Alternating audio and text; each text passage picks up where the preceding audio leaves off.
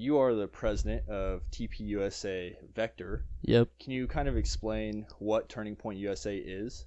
Yeah. So Turning Point USA is an organization founded by Charlie Kirk when he was like 18, 19. So yeah. But basically, they're a nonprofit organization that just their goal is to spread education and just spread kind of capitalism, family values, conservatism, that sort of thing. But yeah.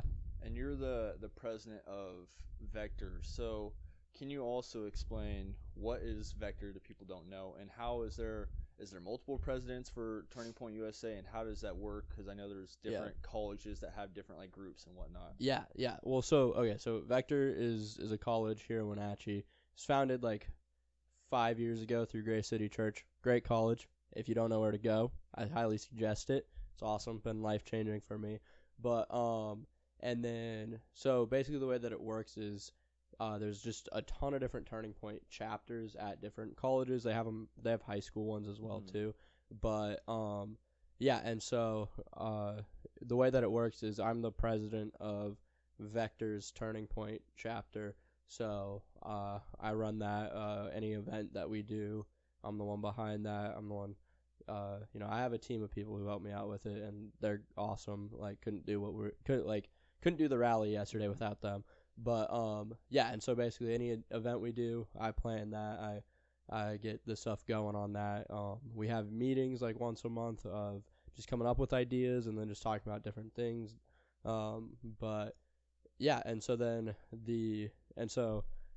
There's just each chapter is pretty autonomous. They can do their own thing. Like, you have to get approval from like big Turning Point before you can do like big events and that sort of stuff. But yeah, it's just I'm basically, you could think of it as like I'm the president of a club at Vector. But yeah. So is that pretty much all a chapter is? It's just like it's its own private entity kind of club thing for colleges and high schools, you said, right? Yeah. And how do you start that? Was there like a process you guys had to go through, or is that just something you can just kind of put your name on, like start a group and then use that name? I mean, so it was a lot easier for us because Vector is very conservative and very Christian. So like it was really easy for us to start the chapter. But like basically you just kind of get in contact with Turning Point. Like, you can do it through their website and that sort of thing. Be like, hey, I go to this school. I want to start a Turning Point chapter. The website kind of walks you through the process, and then Turning Point will recognize you as a chapter before your college will, really. Like, they'll kind of send you stuff, help you get started and that sort of thing. But that's because most colleges, they don't want Turning Point chapters on their campus because the colleges disagree with Turning Point. They don't, and that sort of stuff. And so then once you go through the process with Turning Point, you're officially a Turning Point chapter. But then there's a process depending on the school. The processes vary, but for us, I literally just walked up to Kyle, who's the president of Vector, and I was like, hey, we're starting a Turning Point chapter. Is that cool? And he was like, yep, that sounds great. So our process was really easy, but like, I know WVC, the Wenatchee Valley College, they've started one, and their process, they had to go through like this whole like board hearing meeting stuff. So depending on where you're at, the difficulty varies, but yeah, you can start one online, like just through their website. So is there any chance that you and WVC, like the Vector group and WVC group, will ever like collab? Is there anything like that ever happens? Or yeah, I mean, our chapter's a lot more active than WVC. They haven't done a ton yet. They didn't officially get recognized by the school until like last month, I think, and they started their chapter around the same time we did, which was this last fall. So but yeah, I'm in communication with their president. She's awesome. And they help us. They promote our stuff. We promote their stuff. And yeah, they haven't done a ton of events yet, but they've brought people to our things, and like I've told them, like, if they need help with anything, like, we're happy to help in any way we can. And so yeah. How do you become president of your chapter? Was there like a voting process, or did everyone just kind of, like, since it was your idea, or how did that whole situation come about? So yeah, there wasn't an election. It was basically just because like I went through. I'm the one who like went on the website, like did all the information. It was actually me and my friend Keyton Vasquez. He's the vice president of the chapter. But we're the ones who started it, so we just kind of assume those roles. And yeah, I mean, nobody's tried to usurp us or start a coup. So, but yeah, I think going forward though, we're gonna have probably like yearly elections for the officer positions. But I think I have a good chance of getting reelected. Hell yeah, that's awesome. Yeah. How are you liking it so far? I think it's great. I mean, it's been the most stressful but best time of my life. Like, you know, it's been very educational. Like, I think I've grown in so many areas, and just like my confidence, my boldness, leadership capabilities, and just like yeah, it's been super educational. I love doing it, but yeah, there is a toll though. Like planning a rally, especially in Olympia as well. Like that takes a lot of work. Oh, okay. Yeah. But yeah, that takes a lot of work. It's definitely it comes with its stress points, but I mean, I wouldn't trade it for anything else. It's what would super you fun. say is the most stressful part about it? I'd say the most stressful part is, especially with events like a rally and that sort of thing, I'd say the most stressful part is like, are people actually going to show up? Because it's like, you know, you put in all this work, you write a speech, you get things locked down with other speakers, you like get the reservations and the permits done and that sort of thing. And it's like you get through that and it's just like, that's all very tangible stuff of where it's like once you do it, it's done. But then it's just an aspect of promoting, getting Instagram posts out, maybe printing flyers, you know, talking to people, that sort of thing. And it's like, you know, we try things like having an RSVP sort of thing just to kind of gauge how many people are coming. But if you've ever been to or had a wedding, people are terrible at RSVPing. Yeah. So that's not the most helpful. And so I would say it's just kind of that stress of the unknown of like, are people really going to show up? Do people actually care about what we're trying to do? That sort of thing. But so far, people keep showing up. So well, you guys had a rally in October or something, right? I think it was your first one I saw on your Instagram page, and that looked like it had a decent showing. Yeah, that one was super cool. That was like our first event as a chapter. It's kind of like our launch as a chapter as well, and so that was awesome. Yeah, I think we got like almost 500 people at that one. Does the church help promote it at all? Yeah, so at first they weren't doing as much. But like with this one in Olympia, they talked about it in one of the services. They were posting stuff on their Instagram about it and that sort of thing. So like as we've done more and like become more established, they've kind of helped us a bit. I mean, it's also just been like, you know, in the history of Grace City, I'm relatively new to the scene. I've only been going to the church for like maybe 4 or 5 years, and so it's just like I think it was just kind of a matter of like proving ourselves a little bit before they were gonna like fully commit and put their name behind it, which totally understand. They got a lot more to lose than we do at this point, but yeah, they've been a big help recently. And you just actually had a rally yesterday, right? And that was in the capital of Washington State. Yes. How did that go? What was it about? And just kind of explain that whole experience of what it was like being at the Capitol, having a rally there. Yeah, I mean, okay, mind-blowing. Like, it was such a great experience. So, first off, I'm like, the reason we did the rally was our Turning Point chapter. We did a trip to the Capitol about 2 months ago in January, and like it was just like kind of more of a fun trip, you know, just like our chapter members. We went there, we toured the Capitol building, which if you haven't been, like, I know Washington sucks as a state, but like it's a beautiful building. Like, it's awesome. Like, I'd highly recommend making a visit. But yeah, and so like we toured the Capitol building, and then we went and met with some representatives, including our representative Brian Burnett and a couple others, and just kind of like did a little Q&A with them, kind of learning what they've been trying to do this legislative season, the struggles that they've faced, like that sort of thing, just what it's like as a representative. And then yeah, like that trip was super fun. But it was like while we were there, we all just like felt this like darkness and oppression over the building, like over Olympia, and so then when we came back, like that didn't leave us at all. It just, if anything, it kind of became heavier, and like through talking with Kyle and some other older people, we just really had this like calling of like we need to go back and like shine the light of Christ into the darkness. And so that was the purpose of this rally, was to bring hope to those who are in our legislature fighting for righteousness, but then also an aspect of like, striking the fear of God in those who keep pushing terrible legislation and harming the people and families of this state. But it was ultimately, the main message was hope, like don't give up, that sort of thing, and just that, yeah, Washington's not a lost cause, and if we can get up and vote, like I like a lot of people with a lot of problems now, they're like, oh, we can't vote our way out of this, like we're too far gone and that sort of thing. And I think there might be some things where it is that could be the case, but I don't think that's the case for Washington.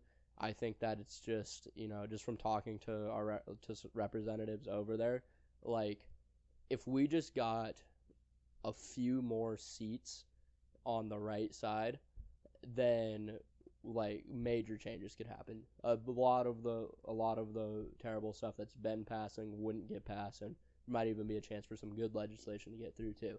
So yeah, I definitely think it's just it was a rally to inspire hope and to activate people to take action. One thing that I think is like a huge misconception, or that people get wrong, is that they think that their vote doesn't matter. And it doesn't matter, like whether you're Republican or Democratic. I think you should exercise your right to vote regardless of what your beliefs are. And like it's just, all these people on both sides will say that their vote doesn't matter or whatever, but you don't realize that there's all these millions of people who have that same kind of mindset, and if those people actually showed up to vote, you guys would actually be able to change an election. Yeah. And that goes for both sides of the party, and I think everyone should exercise the right to vote more often, because it does have an impact, even though you don't see it all the time, and it can feel hopeless for whatever you're running for. But I think it's just something good to practice, and it gives you a sense of purpose putting in your input on especially local like politics and stuff like that. So I think that is something that is important for everyone to at least participate in. Yeah, 100%. And like I like what you're saying with local politics. Like, I don't think people realize the impact you can have locally. Like, it's insane. Like, just recently getting more involved with local politics, showing up to county party meetings and like that sort of stuff. There's major gaps that could be filled by pretty much anybody. Like, I don't know if you voted in like kind of the last ballot round came just for like local stuff, but I think there's like 3 city council seats that were open. All 3 people on the ballot ran unopposed, and I hadn't heard or seen any campaign thing for any of them. And so it's just something of where it's like local politics is an area that is increasingly ignored, and understandably, like local politics can feel unimportant. Everybody's talking about like the president and like the big stuff that's happening, but like if you really want to see change in your daily life, the stuff that's happening, the stuff that Trump's doing in Iran isn't going to affect your daily life, other than like maybe gas prices. But exactly big time right now. Oh yeah, all I mean oil prices. Yeah, Washington State has the second highest price of gas right now. Yep. Like, an average, I think I just saw of like $4.24 a gallon or something crazy like that. And that's not even because of Iran. That's because of our stupid taxes. state tax. I think it's like 80 cents out of every gallon, I think, is taxed. And then California is number 1. They're almost at $5 a gallon right now. Yeah. It's pretty crazy. Yeah, I think we're one of 4 states whose gas price isn't below $3. Like, it's insane. But yeah, I mean, like, but getting involved in local politics, like, that's a huge thing, and like that'll affect your daily life. Like, who your city council members are, who your city council members are, who your sheriff is, which they're trying to attack now at the state level, trying to take it from a elected position to an appointed position, which is completely against our state constitution. And but That's crazy. yeah, I heard Yeah. about that. I don't really know much about it, but I did hear about them not having an elected sheriff now. Yep. And that's it's so weird to me. I know. don't Yeah, basically what the 'Cause so then that's almost like a communist regime, yeah. like the way a regime, the way that would. Who selects that then? Is it just whoever's the governor gets to put whoever they want as the sheriff? I'm not so okay. I don't know for sure, but from what I've read and what I know, what I think they're trying to do is make it to where there's like this committee that's appointed by the governor to review like sheriffs and like remove them if that committee doesn't think that they're fit. So like and So isn't that kind of like a mini version of like what the president does with his house? Like doesn't like the president, I don't know, I'm kind of veering off a little bit, but the president, he selects like certain members to like his cabinet his and that cabinet. So is it something similar to that then? I think that could be I think it is similar like that. Like the governor's gonna basically create like a cabinet sort of thing to review elected sheriffs and determine if they're fit to be sheriff, which with our current governor, that the bar could be ridiculous for that. Like it could so it's also just like even if Bob Ferguson wasn't the governor, I still think it's completely wrong because in our state constitution it says like sheriffs are mentioned as an elected position by the counties, and like that's something where I think a lot of people also just don't realize the importance of a sheriff as well, because like sheriffs are kind of so sheriffs are the county's defense against the state in some ways. So like when all the mask mandates and like all of that stuff was happening, if your county or your city or whatever didn't actually have to follow that, was it like nobody was getting arrested for it? There wasn't some sort of weird tip line for like your neighbors having a barbecue with more than 5 people.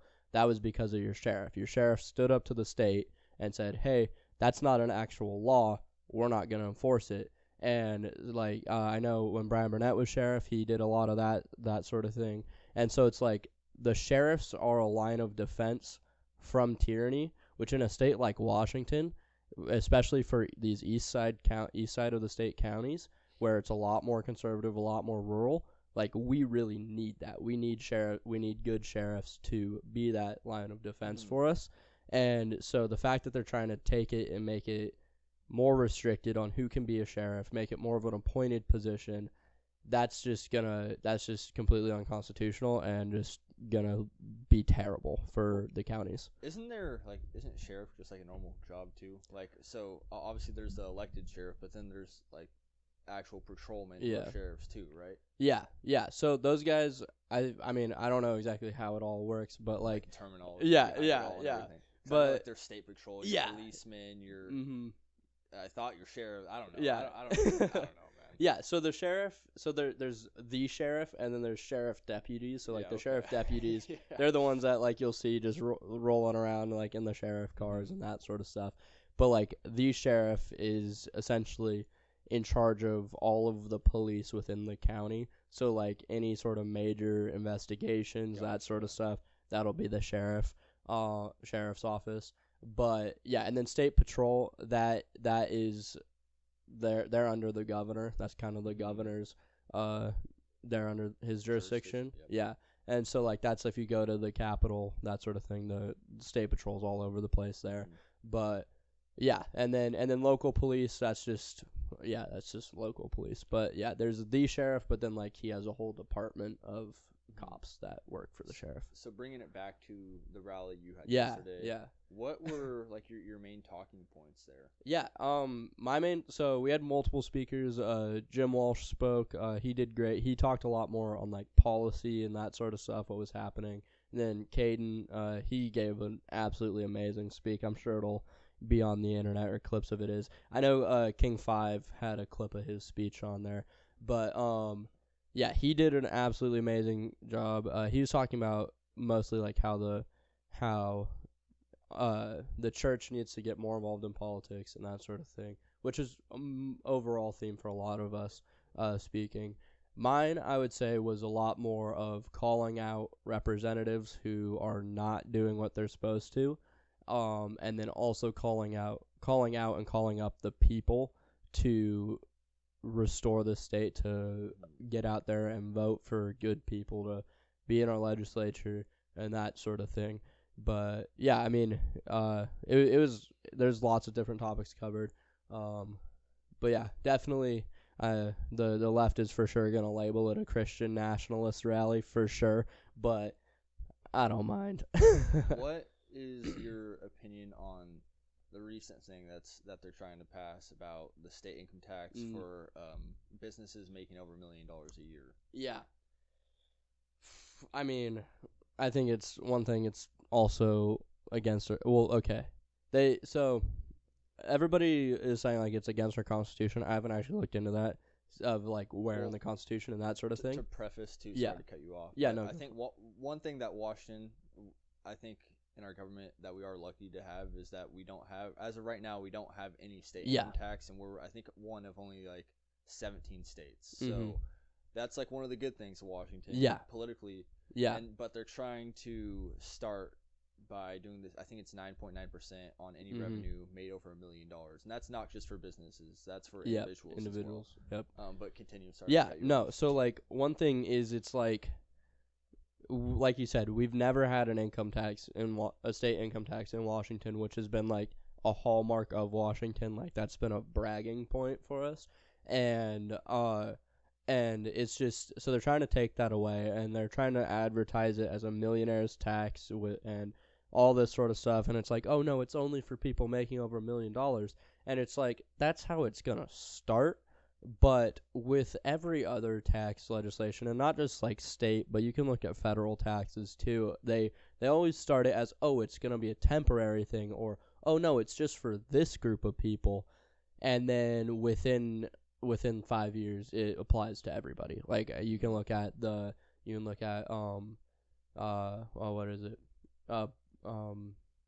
I actually think it's the federal income tax. Actually, that was one that was, I could be wrong, but I think it was a federal income tax. That one was supposed to just be a tax during World War I to help fund the war, and they're supposed to stop that tax after World War I ended. So, but yeah, it's just so crazy to me how much just all the government in general, how much taxes they take away from everything. You're taxed on literally everything. You buy something, you're taxed on it. You sell something, you're taxed on it. You make the money that you use to buy something, you're taxed on that money you made.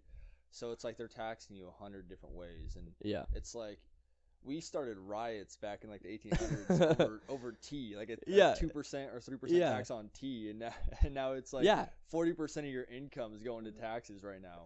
I mean, it's that old Roman saying, give them bread in a circus and you can do whatever you want. But, and it's like I'm not completely against all taxes. Taxes are a necessary thing for government to operate, but we are extremely excessively taxed, and that's because the government has terrible spending problems. They fund and I think personally, just in light of recent events, I think a lot of there's a lot of fraud that's happening within the government. And so I think it's a combination of, there's a lot of fraud, and then it's also just insane government spending. They can't balance a budget at all. Just insane government spending, and they're funding programs that aren't helpful. They're just unnecessary. Like recently they are trying to take, I think it's either, I think, I might be wrong. It's either 4 million or 4 billion, but I'm going to go with million just for benefit of the doubt. But they're trying to take $4 million out of a government pension plan for law enforcement and firefighters to fund and put it into some green energy thing that they're trying to do. And it's like, personally, I think that's just absolutely ridiculous. And then it's just things like that where they're trying to move money around from things that are actually important to things that are not important. And it's just they dug themselves into a massive hole of debt as a government, and they think that they can just tax their way out of it. But that's just going to dig the hole deeper, because with this millionaire tax, the like businesses are gonna leave. Like I think I heard, I might be wrong again, but I heard Starbucks is moving all of their headquarters and that sort of stuff to Tennessee. I know like in the past couple of years, there's been tons of other major economic giants in Washington that have moved. And then also it's just like, if you really think about it nowadays, $1 million is not a ton of money. It's not. It's really not. That Yeah. much. And so it's just like small businesses are going to be absolutely wiped with this tax as well. So it's just it's a problem where they think that raising taxes is going to get them out of this hole, but it's just going to make it deeper. And what I think they need to do is that they need to create more tax breaks, because then people will produce more, people will buy more things, and we already have sales tax, we already have that sort of stuff, and it'll just boost those other taxes to where instead of adding more taxes and raising taxes, it's just producing more output into those taxes that we already have. Yeah, no, couple things to note. So with the tax over $1 million being 9.9%, you got to think there's a lot of small businesses, like you mentioned, that might only be making around $2 million a year. And I say only, but $2 million from a business standpoint isn't an insane amount of money, especially when you have employees you're paying and you have all these expenses, inventory, all of it. There's a lot of stuff that goes into that. So anything over $1 million, you're taxed at about 10%. So let's say you're a $2 million a year company, $1 million is getting taxed at 10%. That's $100,000 a year. That's 2 to 3 employees like working. Say at like your mom and pop shop, a thrift store, or a little bakery or something, and that your employees are making minimum wage in this state. It's like $17 now, or $17.50 or something like that. And yeah, that's like 2 or 3 employees worth of money right there that now you can't pay because it's going to taxes. Yep. So that's one thing that's really shitty. And another thing that I think that it would be hard to impose, but something that I think the government should be accountable for is showing the citizens who pay taxes where that tax money is going. Like, I think everyone who pays taxes should get a breakdown of where that money is going and what exactly it's being spent on, because our government fails to audit every year. Yep, 100%. Every year, billions of dollars just missing. Yep. And we're already trillions of dollars in debt. So it's like we should be focusing on trying to pay that debt off, and also allow, like, if we're getting taxed this much, we should know where it's going. Yeah. Because we're sending billions to all these different countries and billions to all these programs that no one really knows, because no one's really checking over it. It's just being sent to people, and like you said, you're seeing all this fraud coming up in different places, and it's just something that needs to be more regulated. If they're going to tax us, they also need to regulate where that money's going. Yeah, I mean, I think is either last year or the year before, but I know Jim Walsh, he was proposing establishing basically a Washington State Doge to kind of audit the government, find out all the fraud, get all that stuff under control. And like, I don't even think it made it like onto the House floor. I think it got shot down pretty much immediately.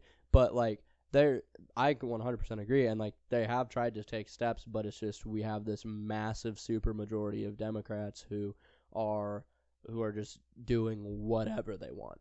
When he says Jim Walsh, don't get that confused with Tim Walsh, governor of Minnesota. Yeah, no. Jim Walsh is so for those of you who don't know, he is the chair of Washington State Republican Party, and he's also, I believe he's in the Senate, Washington State Senate. I don't know what district, but he's like been in there for a while. He's super powerful speaker, and like, great guy. He's been around for a while and just really knows the ropes, knows how things work. But yeah, he's pretty popular on X. But yeah, I would check him out if you've never heard of him, because he does a lot to try to push good policy in this state. And I mean, there's a lot of representatives who are doing that. But yeah, he's a great guy. But yeah, he spoke at the rally. He was our first speaker. But yeah. Back to taxes too. One of the things about like why I said you should have a breakdown is because I think a lot of these people who tend to vote democratically is they they want to help people. I think that's kind of where their heart is, and I think majority of people in the U.S. don't want what's worse for the country. Yeah. They everyone wants what's best for us. They just have different viewpoints of getting there. Yeah. And so it's finding the common ground and realizing that, like, we're all more alike than we think. And so I think in their heart, a lot of democratic people are probably in the right place, but they don't realize, like, because they're usually the ones who want to pass higher taxes because they believe it's going to good things. Yep. Now, if we got this tax imposed on us and I knew exactly where it was going and I knew it was actually going to help people, I would be completely for it. Yeah. It's totally different if I knew where that money is going. But when you don't know where it's going and you know that there's corruption in all these states, it's hard to be for that. Yeah. And I don't know. Also, I think $1 million is probably a little low and 10% is a little high. Maybe if it was like $10 million and like a 5% tax or something like that. I don't know. It's hard because obviously, like you said, you need taxes. The government needs taxes to run. But just with how much fraud there is today, it's hard to back it. So just for sure. If there was more regulation behind all of it and more clarity between the civilians and the government, that would just make everything so much easier on both ends. Yeah, and that's like what you're saying of like just the Democrat mentality of like I think you're right. I think 100%. I think the average American has a lot more in common with each other, than you'd think.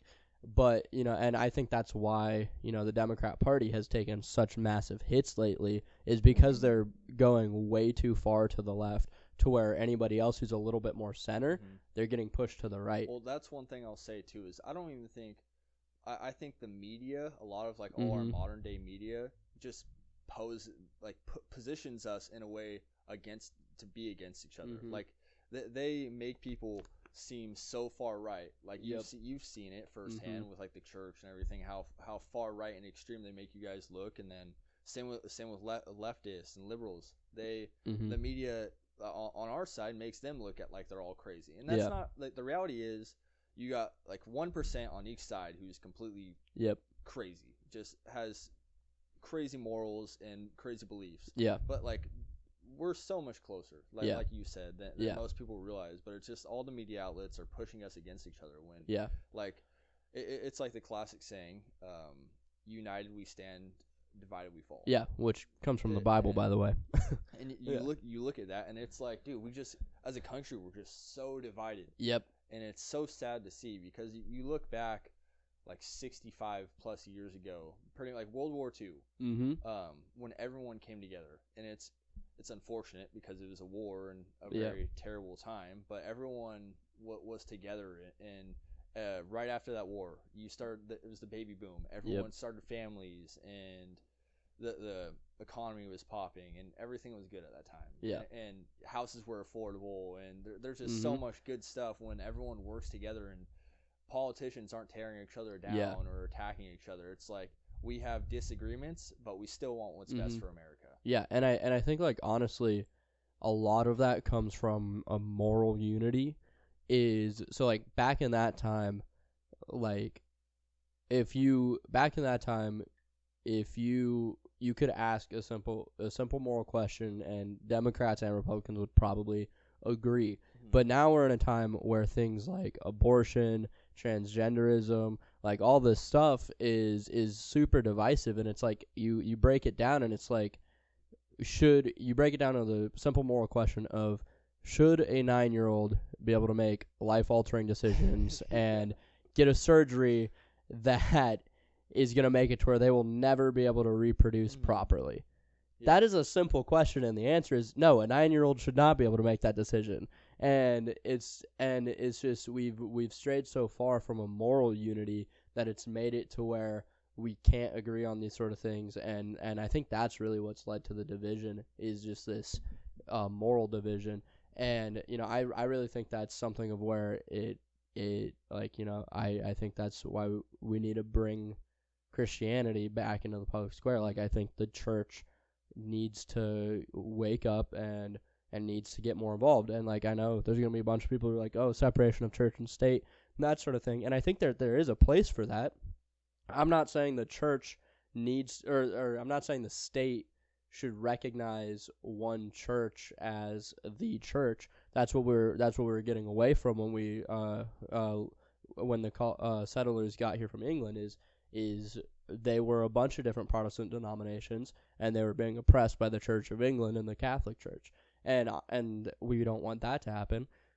But there's an aspect of where if you read our founding documents and you understand the context of the time and the meaning behind them, is America was founded under Christian principles, and it's just something that I think is an unavoidable fact, and it's something of where we need to return to that, or things are just going to get worse, and there's just going to be more of this moral division, and yeah. Well, most of the things in the Bible too, like they're not bad, and I think most people would agree with that. Yeah. That like if you actually read the Bible, you would realize that most of the things that we were founded off of, like they're not bad things. It's not like if you're living a life and you're religious, you're not likely going to be a bad person, and like it's not like it takes away anything from your life. And I think that's the misconception, is that people think that your life's going to dramatically change, or you're gonna have to like not be able to have fun or something. Yeah. And it's just a huge misconception. But that's something also you mentioned earlier that I'm just gonna touch on about transgender like kids at 9 years old being able to have that surgery or whatever, which I think is completely insane. Like this, it's so easy with how vulnerable kids are to put something in their mind and make them think a certain way. And it's like the parents who are having your kids have these surgeries at 9, like 7, 8, 9, 10, 11 years old. It's like your kid doesn't know what they want. No. I was a 9-year-old asking for candy off the shelf, dude. Like, dude, yeah. I didn't know what a boy or girl was really. I mean, I was probably when aware, I was 9, I thought I could be a professional football player when I grew up. Like, we were all delusional at that point. So it's just the parents are feeding into the delusion. And something I'll say, it's like, if you're a grown-ass man and you want to go mutilate your body or do whatever, I'm not going to, that's on you. Go do your own thing.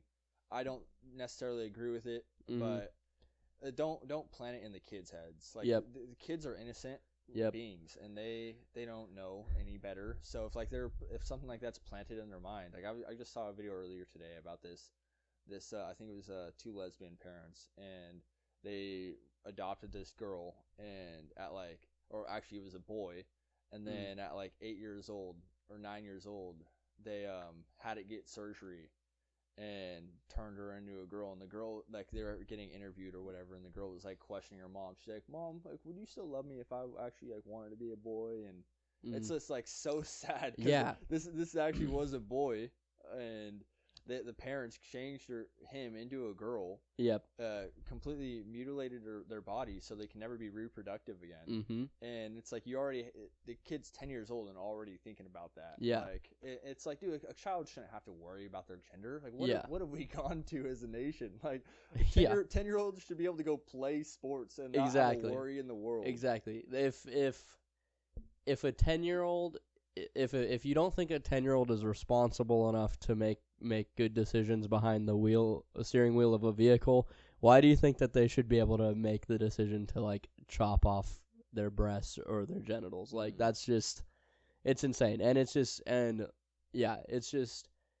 mean, ultimately, I mean, kind of getting back to like the church and politics and that sort of thing is it's like, so, or with this moral split, this lack of moral unity, is it's like John Adams, he has an essay called Thoughts on Government. Great essay. I highly suggest everybody read it. But in it, he talks about how the American form of government, it only works with a moral and upright people, which in the context of that time, they were meaning a Christian people. Because which I keep saying that, and there's probably lack of context there, but for the first probably close to probably the first like 50 to 100 years of America being a country, almost every state had a requirement that if you were going to run for political office in that state, you had to be a member of a church in the state, that sort of thing. And so it's like that's what the founding fathers were meaning by moral and upright people. And so it's because as a culture we've drifted so far from just the basic principles of the church of family values, the nuclear family, like hard work, providing, like men being protectors and providers, and just like the basic tenets of the church, that I think that's what's led us to a lot of these problems. And it's just something of where that needs to change. And like, we just need to get more. I feel like it's an aspect of, we need to be less afraid of stepping on toes. We need to be less afraid of saying the wrong thing, and just be bold and just like call it what it is. And I don't know. So that was something you wanted to talk about, was getting church involved in the government, and that's something like I'm wary of, just because I don't really know how exactly you go about that, and what do you mean by that. And I don't know. I guess maybe just kind of explain that, because I'm not really opposed to it, because I myself am a Christian, and I believe in God and Jesus, and I want what's best for everyone, and I wish everyone would find Jesus. But obviously that's not going to be the case. There's going to be non-believers, and that's okay. You have your right to religion, to believe what you want to believe, and I'm not going to hate you or discredit you because of that. For sure. So what would be your way? Like, what do you mean by that? Because like, are you saying potentially, I don't think this is what you're saying, but it's like, I think what people are worried about is that if you involve church into the government too much, then you potentially get to that point where people can't have their own beliefs, and you have to, like, you get basically criticized or punished for having different beliefs than what the government/church have. So what would you say to that? So basically, like, ultimately what this is, like, we're not I'm not trying to like dance around the bush. What people are going to call this is Christian nationalism, which has bad connotations, and I think that's fair. There's been a lot of really bad representations and bad people who have claimed Christian nationalism. But basically what this is, I've actually been reading a book about this recently. But so Christian nationalism isn't everybody has to be Christian within a nation. It's not be Christian or leave. It's not that sort of thing. What it is essentially is taking the core. So, okay, we kind of think a little bit. So what it is where it's a matter of truth and morality, and just looking objectively minus my own personal viewpoints and that sort of thing. I think that the Christian version of morality and righteousness and that sort of stuff is the best version, just objectively. Like, you can look at Islamic ran states, no rights for women at all, their property. There's terrible things that happen. Murder is completely fine as long as you are doing it as a jihadist, like that sort of thing. It's just and then you can look at other cultures as well, of where it's just like their morality is skewed, and there's just a lot of things that are wrong with it. And so I think that it's returning to an aspect of Christian morality and making laws that adhere to that morality. So that would be stuff of like, okay, so yeah, and also it just fits with America as well, because, like, as I said before, we were founded on Christian principles. There's tons of language in our founding documents that refer to God, and that sort of thing.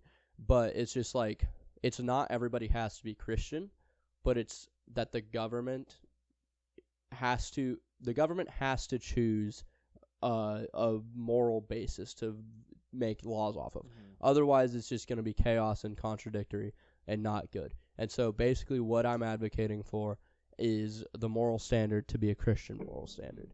Well, one of the things is if there's not a God, then what is right or wrong? Exactly. So, and it's like, are you going to leave that to man to decide? Or are you saying that we're morally, like, I don't know. It's so skewed if there's no God, because then you could kill someone and say I'm right, because I mean, who's the judge? Yeah. Like I think in my head it's right. So and if there's no God, then that's one of the biggest problems that we've been facing, is this moral relativism of my truth and your truth don't have to be the same, and they're both valid.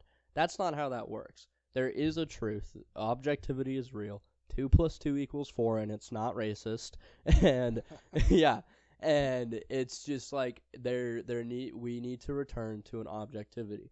And I'm just advocating that objectivity, that it should be the Christian one, because without this objectivity, that's how we've gotten to these problems with transgenderism, with abortion, with all sorts of stuff. Is nobody really knows what's true anymore, and that's just leaving people in this state of chaos. Yeah, no, I would agree. Something I find interesting about like the Muslim religion is that, like, I don't think most people know this, or most people probably don't know this, but it's weird how like different the religions are, but still like how much like there was like the only other religion outside of Christianity that, but like kind of puts Jesus on a pedestal. They believe he's still a prophet. He's just not like the prophet. Yeah. Which it's just so weird how like one religion can still believe that, but like have such different values. Yeah. It's just so interesting to me. Yeah, no, it is really interesting. But like the thing is though, is just so they contradict themselves by claiming Jesus is a prophet, because they claim that prophets can't be wrong. But they refute Jesus's claim that he's God. And so it's just there's so many other contradictions, but I listened to another podcast recently about Islam, the Just Thinking podcast. I don't know if you've heard of them. Okay, well, they're super great. Very, very long podcast, like 3-4 hours long, but super smart guys. They do tons of research before, like they release maybe a podcast every 2 months because they just research a ton and make sure they got all their stuff straight. But they brought up this really good point of what was it? Islam is a degenerate religion, essentially. The Islamic heaven is a heaven where you can drink as much as you want and not get drunk, and you get 70 virgin wives or something, and can just like have orgies, basically. Do you think that's every Muslim's belief though? Because like, you know how with different churches, for Christianity at least, there's like the Baptist, Lutheran, Catholic, I guess is different from Christianity, but like there's all these different sectors of Christianity. Do you think that can also be the same for Muslims, and they probably have different sectors that believe in different things? Because I don't think all Muslims are bad people either. Like, a lot of them are probably like really good people who have like good moral values and probably align with us like really, really closely. But then there's also others who like are okay beheading people, like doing public executions for doing like little petty crimes or something. Okay. So I think that is true, that there are peaceful Muslims and that sort of thing, and there's lots of them who are probably great people, and like, you know, like you could easily be friends with and that sort of thing. And like I'm not trying to say like Muslims, like every Muslim is a degenerate. That's not what I'm trying to say. I was just trying to say that like the foundation, like the founding of it is like, if you look into the history of Muhammad and like just the early history of Islam, it's pretty bad is the thing. But yeah, it's just something of where the Quran, so the Quran, and I can't remember the name of the other two books that they consider holy scriptures. It's just, if you read those, there's just, first of all, they contradict themselves a lot. But then it's also another aspect of, they're very violent books, you know? Like there's a lot of violent language and advocating for violence, and it's like they like ultimately, and also like they're very political as well. Like it's about like a lot of it is about like what an Islamic state should look like, and like laws and that sort of thing. And it's just an aspect of where it's like I just don't know how somebody could claim to follow those teachings, claim that those are the words of God, words of Allah, and like that they're the truth and that sort of stuff, and like genuinely be like, I just there's just a disconnect there. Like, obviously not every Muslim is a jihadist and that sort of thing, but it's just kind of like, that's not what their books say. Their books say that if you're like I don't know. Again, I also, though, I'm not super educated on Islam, so like I could be making an absolute fool of myself right now and just be speaking in ignorance. But so if I am, I apologize. But like, I don't know. Just basically my viewpoint on it is there's a lot of contradiction in their religion, and their holy texts are their holy texts, and just the evidence of what has come out of Islam. I just don't want that. Yeah. So 2 points I want to hit. This one you didn't bring up, but I just to bring it back to Islam. I don't know if you know, but wasn't Muhammad, didn't he marry like a 4-year-old or 5-year-old? 6-year-old. Yeah. 6-year-old. Yeah. It's like, and it's like this whole thing where like it's heavily debated and that sort of stuff, and like they try to claim that she wasn't, but from what I've seen, what I know is that the Muslims consider a girl to be of age once she starts menstruating, which that's ridiculous, because like girls start menstruating at like right, that's insane. Like there's no way we can just be like, oh yeah, that makes sense, because like 10-year-olds, like 11-year-olds, like that, they'll start hitting puberty around that age, and that's just insane. And like, I do find it ironic how a lot of like liberal women and stuff talk about my gosh, the Middle Eastern countries not knowing like they would kill them for like their beliefs, like the queers for Palestine.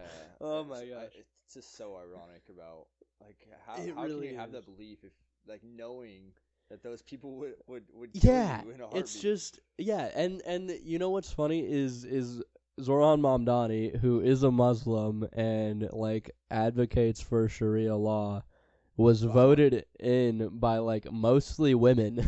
But I don't even think he's like a real Muslim. I think that was just kind of like a phase to just try and I think so help too. Win the election, I guess. I think so too. Diversity purposes and everything. Yeah, but I still think he's a dirty commie, but well, a lot of this stuff, if you look at New York right now, it's not getting any better. Bad. Like they did something this winter where they were paying people like $25 an hour or $30 an hour to help shovel snow. Mandami is the one who did that, and he was like basically giving people checks for for 8 hours a day right away, and people would like, I saw people on Twitter talk about how they would take the shovel, walk away with it, drop it off behind the alley, and just take the money.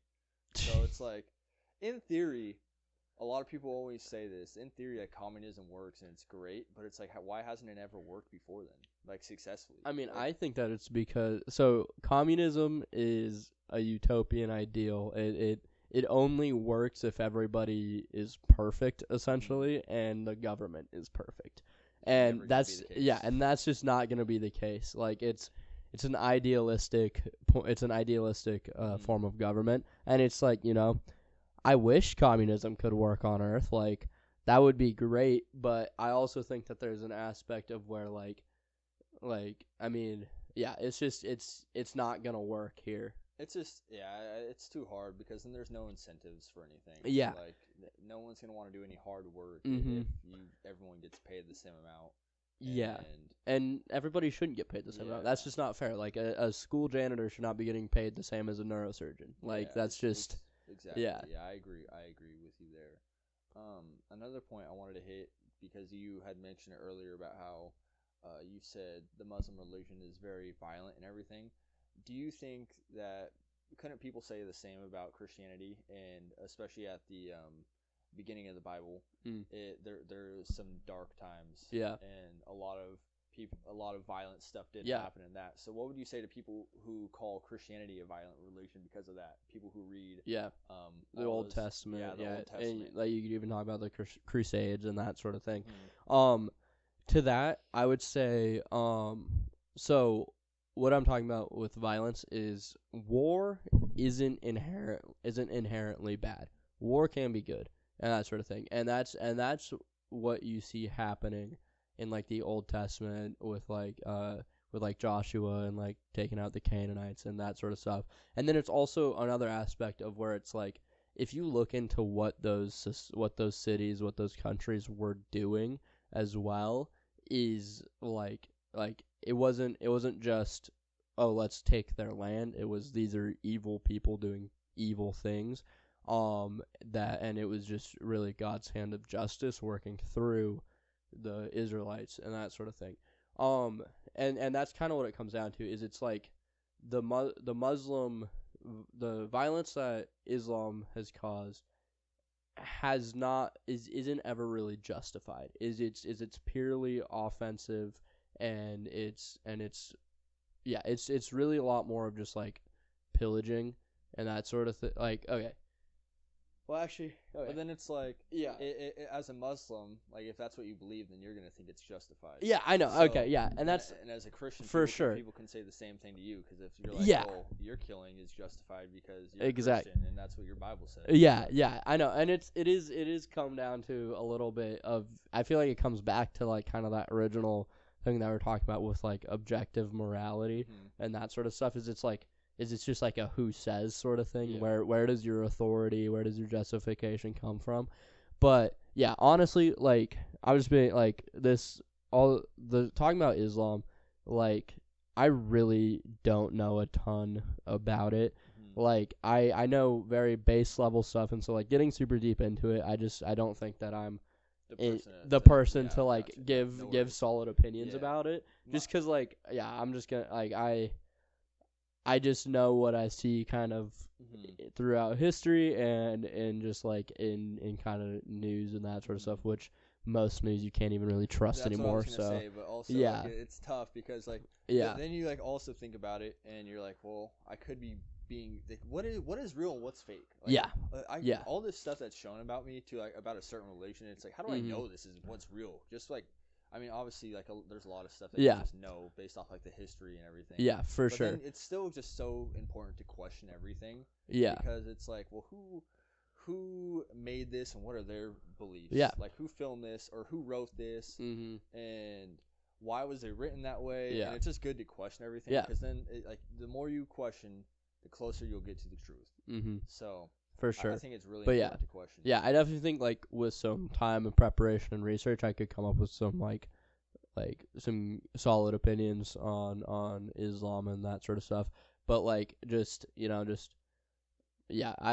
think that it's a religion. It's a religion and like political group, really. Like they're very political, that a lot of them stand by the tenets of death to America and death to anybody who disagrees with us. And I feel like that just has no place in a democratic republic. That I do want to touch on those points about how you said they chant death to America and that. But first, I want to also touch on something that you said earlier, or you mentioned the Old Testament and the New Testament. Just for anyone listening, can you kind of explain like what the difference is and what separates those two? Yeah. Because someone who doesn't know anything about the Bible and reads the Old Testament could be very turned off very quickly. Oh yeah, for sure. Can you just explain that to someone who takes quotes from the Old Testament and thinks that this is what Christians want in today's society? Yeah. Well, so a lot of people like to make the claims of like why was God so mean in the Old Testament, and then he's all loving and forgiving in the New Testament. And it's something of where like, so this kind of I'm gonna end up getting a little preachy with this, but so God's standard, it never changed throughout the entire Bible. God's standard is what it is. And that standard is perfection. Like he's a completely holy being. Like he is goodness, he is mercy, he is love, he is justice, like all that sort of stuff. And so the New Testament and Old Testament is separated. Some people it's called the Old Covenant, which is like the laws and like Leviticus and like all that sort of stuff, which a lot of people like to take out of context and use against Christians and that sort of thing. And then the New Covenant, which is more of the New Testament. And the difference is Jesus comes in the New Testament. Jesus isn't there in the Old Testament, like physically and that sort of stuff. But just kind of with the claims of like God being violent and mean in the Old Testament is you kind of gotta is if you look at the history of the people back then is it was a rough time is the thing and like so like the Canaanites, the Amorites, you know, like all those people groups that the Israelites go to war with and that sort of thing, they were doing terrible things. Sodom and Gomorrah was full of just I mean that's where we get the term sodomy from, is from Sodom and Gomorrah, but like it was just like a lot of orgies, a lot of sexual perversion, like all that stuff happening there. The Canaanites and Amorites and like all those people, lots of child sacrifice and like that sort of thing. And so it was an aspect of where it's like God was essentially using the Israelites, which were his people, to which he chose not for anything that they were special or anything. It was just his people group that he chose based on a promise that he gave to Abraham. But yeah, it was just kind of yeah, I mean, it was just kind of a time where there was no real order in the world, and so it was just kind of like everybody was just always constantly at war with everybody, and it was really God using the Israelites to kind of show the rest of the world like who the true God is, like kind of establish themselves in the land and that sort of thing. And he promised, and like it was really just him trying to it was really just God fulfilling the promise of giving them, like, you know, the promised land and that sort of stuff and that sort of thing. And then but really it just comes down to, in the New Testament, is order. There's a lot more order in the world in the New Testament. Though Rome was not the greatest, like the greatest morally as an empire, they had laws, there was order and that sort of stuff. And so that's where the New Testament takes place, is under the Roman Empire. And so there wasn't really a need for this like massive like there wasn't this need for order to take place and that sort of thing. But yeah, I mean, none of the stuff that happens in the Old Testament contradicts with the New Testament or any of Jesus's teachings, because like Jesus talks about like those who harm the children should rather have a millstone tied around their neck and thrown into the ocean, that sort of thing. And that's most of the cities and countries that the Israelites were warring against were doing major child sacrifices and terrible things like that. But yeah, again, like I'm not a biblical scholar or anything, but yeah, like it's just there's no contradiction in it, and the Old Testament is a lot more narrative based, and then there's also like law books and like wisdom books and that sort of stuff. And the New Testament is a lot more like education. And what would you say to people who bring up quotes like when it talks about how like you can't wear mismatching clothing out of different things? Yeah. So with that's honestly couldn't people say that's a contradiction because you don't have to follow that today? Yeah. Well, so that's the difference between New Covenant and Old Covenant. Is so there's different types of laws in the Old Testament. There's ceremonial laws, and then there's like moral laws, and I think there's one other category. But like the clothes of different garments and like that sort of stuff and like those sort of things, those are ceremonial laws. That's why like we don't need to follow those anymore, because Jesus came and Jesus was the atonement and sacrifice and that sort of stuff, and so that's why we don't need to follow those. But then there's moral laws, which are don't murder, don't steal. So the moral laws are what stayed the same. Yes, the ceremonial laws yes, because Jesus fulfilled, sacrificed himself. Yes, and that took away the need for ceremony. Exactly. Okay. So Jesus fulfilled the ceremonial laws. That's why there's no animal sacrifices anymore. Is because Jesus was the final fulfillment, was the sacrifice. So the ceremonial laws we don't have to follow anymore. But then the moral laws, those stay the same. That's like why, like, you know, the do not murder, don't commit adultery, like those are moral laws, and so those stay the same. Which so that's really kind of the big difference in that.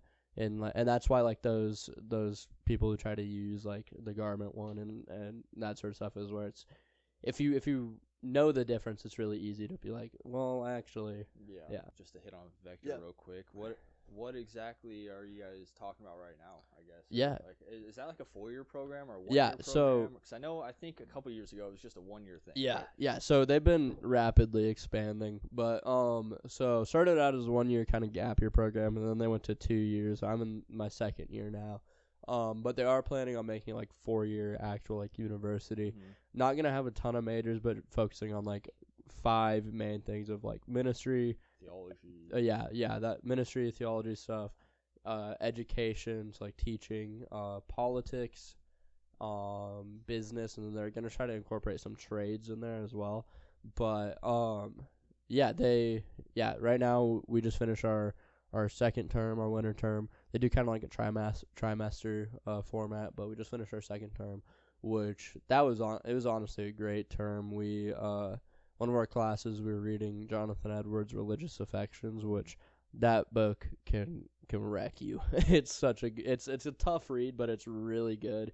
And he's basically just talking about like the true like he's talking about what it really means, like signs if you're actually really a Christian and that sort of stuff, which was written right after the First Great Awakening. Jonathan Edwards was a great pastor, wrote a lot of great iconic sermons, but and it's just like, so like none of the stuff in it he says are like bad at all. It's just really kind of like coming down to what are the actual like signs that you're a Christian.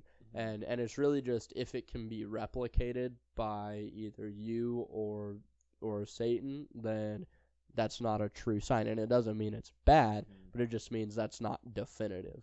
And so it's a really good book. It's pretty long though, but yeah, that one was a great read. And then we're going through like the letters of Paul, which that was super good.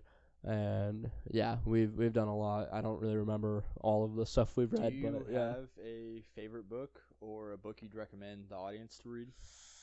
Oh man, there's probably multiple. There's so many books. Okay. Here, I'll allow you 2. So you get your personal favorite, and then one that you would highly, outside of the Bible, one that you would highly recommend people read. Okay.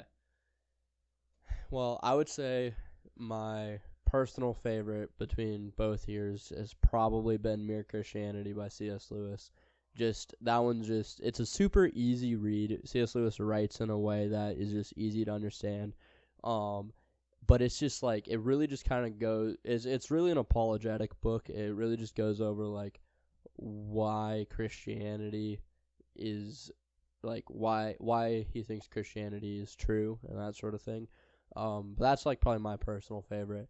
And then I would say another recommendation is okay, I'm kind of cheating on this one a little bit because it's one book, but it has like a ton of different things in it. It's called I think it's just called The American Republic is the name of it. I don't remember who the author is, but it's just like a massive collection of all like primary documents of like our founding stuff, from the Declaration of Independence to the Federalist Papers to like random essays the founding fathers wrote to like Ben Franklin's newspaper letters, like all sorts of stuff. It'll really just kind of help you understand what like our founding and really understand the Constitution and what they were meaning and what the founding fathers' vision was. But that's where I read John Adams' Thoughts on Governments was in that book. But it's a little bit of a scapegoat with that one because it is a bunch of other stuff. Yeah. But I would highly recommend that one, just especially if you're interested in like politics and like American history and that sort of stuff. That's just gonna be a great one to have. Are you familiar with Stefan Arnio? No, I'm Probably not. not. Yeah, he died a few years ago. But he was only like 30 something years old, and he died of cancer. But he was a great author, and I think one of my favorite books, and a book that I would recommend to everyone, is Hard Times Create Strong Men. I feel like I've heard of that book, And but it is so great. I just reread it for the second time. It's like a 500-page book, okay. so it's pretty big. But it just has, it's like just talking about kind of where we've gone as a society, and like kind of how like society goes in like 80-year cycles, and basically it's like good times create weak men create hard times create strong men create good times, and it's this 80-year cycle that happens. And it's like we're kind of at the end of the 80-year cycle, where it's like we've gotten so weak as a society, to where you kind of see like weak men coming in, and you just like you see it today, like really politically, with like how just morally we've gone, like you were talking about earlier. And it's a really good read, and it's not just about that. It's just kind of it talks about so many different points about how to become like a good man, and like just what, like, I don't know. There's so it's such a big book, so I can't really describe it to you in one sentence. But it's a great book, and I would highly recommend. What was it called again? Hard Times Create Strong. Okay, by Stephen Arnold. I'll have to check that out. But really good book. Yeah. To kind of divert into a different topic, something that we said we were going to hit on earlier was when you said how the current regime or multiple regimes over in what is it called? Middle East? Middle Eastern countries chant death to America and everything. What I would say to question that is, why do you think that is? Yeah, okay. So do you think that's something that's in their religion inherently, or is that something other than that? Okay, so I mean, we're getting really. This is an interesting topic, which like, yeah, it's something where I could probably learn a lot more on. But I think that, so in a way I understand their sentiment in a way. Because the way that I think that the way that the U.S. has done like their dealings in the Middle East most of the time are just atrocious, and it just does not go well for anybody. So like I understand their sentiment, but I also think that these regimes, the things that they do, like and the things that they promote, like, they're not good. Like, they do a lot of bad. They cause a ton of harm to their own people and to other people. And like, personally, my take on foreign policy in the Middle East is I think we just should get out of there. Like, I think the Middle East is just kind of like a bit of a lost cause. They're just constantly warring with each other, constantly regime changes, and it's just I'm tired of playing in the sandbox. Well, I think I'm a little bit of an isolationist in that idea, but like, I understand why they say it, but I also think that most of these regimes they're not good. They're not good. Yeah. That's funny enough. That's actually something that it mentions. It kind of brings up the Middle East in that book I was telling you about, how Islam is still a young religion, relatively young. It's like 500 years behind Christianity, or maybe more than that. It's something like that. I think he was saying how, like, if you look at like Christianity, kind of around the same age as or maybe not the same age, but when Christianity was in its earlier years, that it was pretty violent at times too. Which I guess you could say is like the Old Testament. I would, well, I guess it depends on like what you consider the early years, because I don't like I would say like but like it's like you look like right after Jesus dies and the apostles are like establishing churches and that sort of stuff. Like, Christians were really heavily persecuted, and most of the churches were like little small house churches, and they're very underground. But then if you're which is what I would consider kind of the early years. But then if you get into the Crusades and that sort of stuff, which a lot of people like to use as like, oh, Christianity is a violent religion too, it's like the first, I think, so there were 9 crusades, I think, right? I might be wrong. I don't know, but I think there's like 9 crusades, and I think the first couple were pretty justified, because what was going on in that time was the Catholic Church essentially had power over pretty much all of Europe, and And so the Muslims, they started trying to get their hands on Spain. They started trying to take over Spain. And so the Spanish king was asking the Pope for like help and that sort of stuff. And that kind of kicked off the Crusades. So the Christians' original involvement in the Crusades was a defensive position. And then I think that it just like progressed from there. And I don't know a ton about it. If you want more about the Crusades, honestly, ask Skylar, which is my brother. But like Skylar he's researched a ton of that stuff. But yeah, no, I would say that yeah, with the Middle East, I think that it's just something of where American involvement has been continuously fruitless, and I don't think that we're gonna find a lot of fruit in it. And yeah, I agree with you there. But yeah, I like you said earlier, how you kind of you understand their sentiment. It's like I do too. Like I can't imagine it. If I lived somewhere where I was just constantly like getting bombed or had people come in and like tear apart our government, even though it wasn't a good government. If they just kind of like made it worse, because then you have people like the Taliban taking over and everything, so it gets worse a lot of times. Like you would probably look at us like we're like, I mean, we're the bad guys. I totally get that. And a lot of it's just like useless wars, like over oil and stuff, and not all of it. No, not all of it. But it's just, I think like a lot of times we have good intent, but like just like you said, every time we go over there, it just seems like a complete meltdown. And honestly, like I feel like it comes like so for the past like really since post World War II, it seems like America's mission has just been to spread democracy across the world, and not necessarily that that's a bad thing, but it's just American style democracy just isn't going to work for everybody, and that's okay. And then there's also an aspect of kind of going back to what I've quoted a couple times is with John Adams, like where he says, you know, our form of government only works with a moral and upright people, and which in the context of the time he was referring to Christian people. And so we keep trying to take a form of government that was meant for people who like adhere to to a Christian morality, and you're trying to take it to a people who reject that, who don't adhere to that same morality. And so I think that's honestly a main reason why a lot of our campaigns there have not been successful is we keep trying to plant puppet governments and not churches. That's one thing I think that our government gets wrong so much is I just don't think we should be the ones policing the world. I don't think anyone should police the world. Like we're on the complete other side of the globe, and we're always involved in everyone else's conflicts. And I get like I don't know. It's almost like we want everyone to have our ideals, which isn't like necessarily a bad thing, but it's like also sometimes you gotta let them find it themselves. Like, it's like you can't force someone to believe a certain way. It's never gonna work out. It never has. So it's trying to force someone's hand. It's not gonna work. It's only gonna end in catastrophe.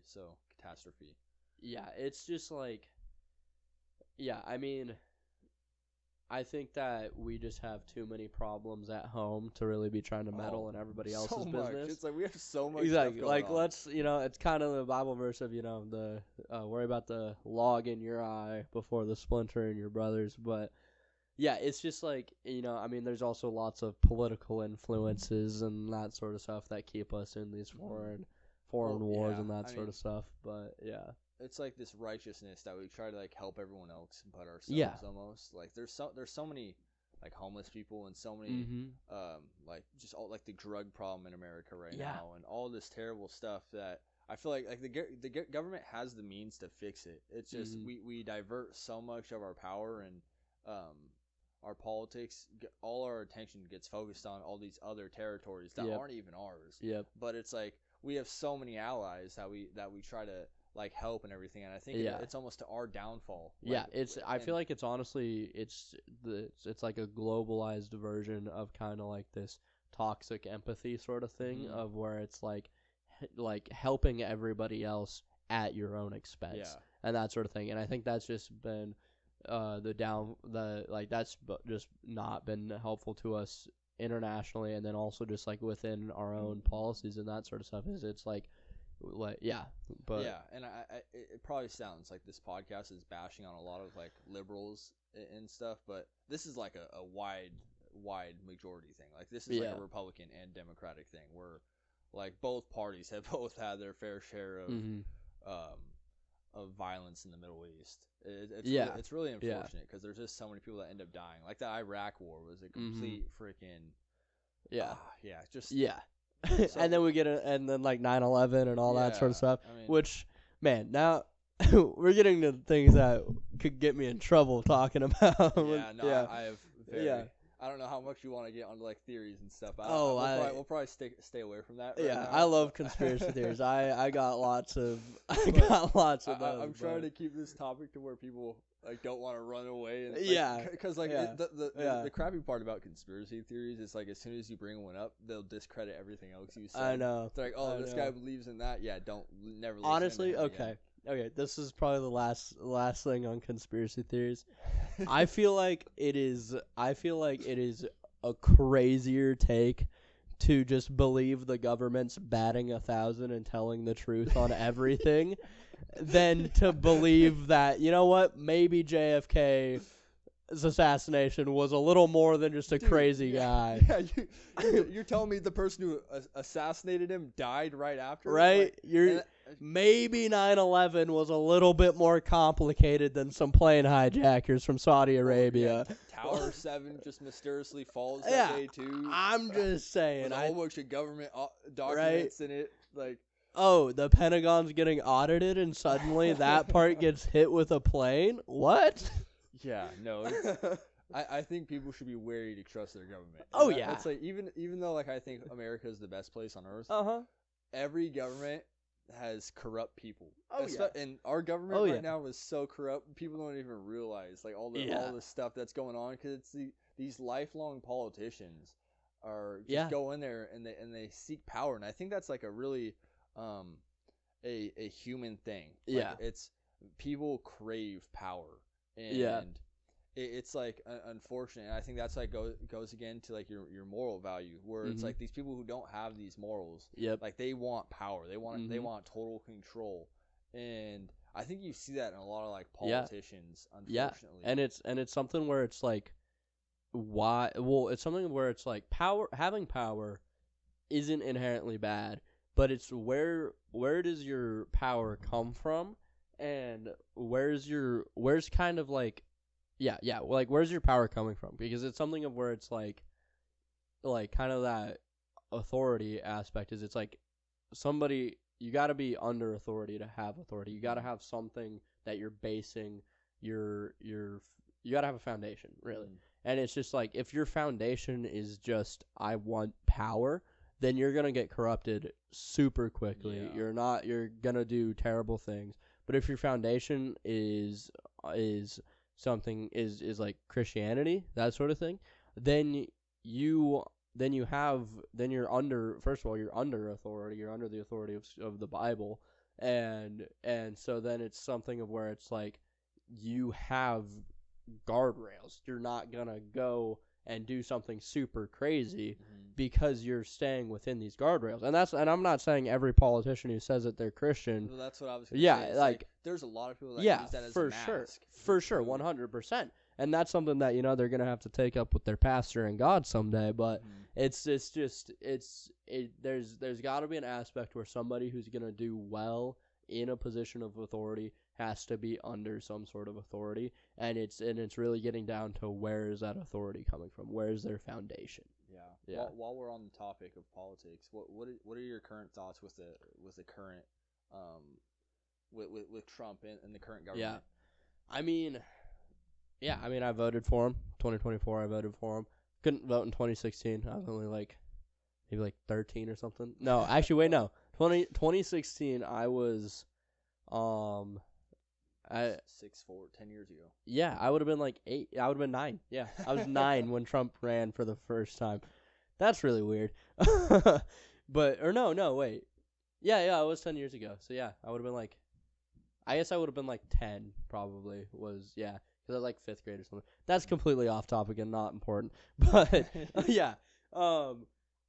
anyways, I think overall I support most of what he's doing. the big beautiful bill, there's a lot of good in that, but there was some stuff that I disagreed with. That's something something that I don't think should be allowed is these bills with multiple things in them. Yeah, it just I just because you get layered, and there's like they throw in these little things that it's like, okay, well I really like that and this, but why do we have this in there? Exactly. And when there's, especially when they're like completely off topic with the main thing, like I can understand adding amendments and tagging things on that makes sense with it, because like if you're doing a bill if you're doing a fiscal bill and somebody wants to add an amendment that is fiscally related, yeah, that makes sense.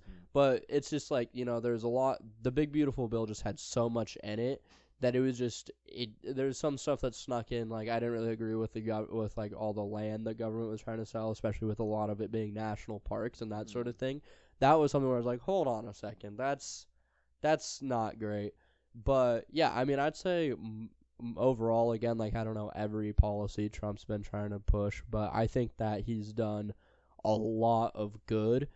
He's brought back a lot of a lot of his executive orders have been really good with like keeping men out of women's sports. That one was awesome. Like he's done a lot of really good. I don't remember all of it, but I definitely think that they absolutely blundered the Epstein stuff. I think that they handled that very poorly. I have very strong opinions on this. Yeah, it's like one thing that I'll give this administration props for is at least they released the files. Yeah. However, there's probably more out there that we don't have. Yeah, for there sure. Definitely is more out there. We're still protecting people. Like that's one thing. Like with Trump right now, he's still like protecting Clinton. Like yeah, and it's like you do stuff like that, and it like makes you look bad. Like it's and like just like how much they tried to delay stuff and everything. It's like, what are you hiding, guys? Like what? Yeah. Like there's no transparency whatsoever. And then you have stuff in these files. They released like 4 million documents at once, like a month ago or whatever.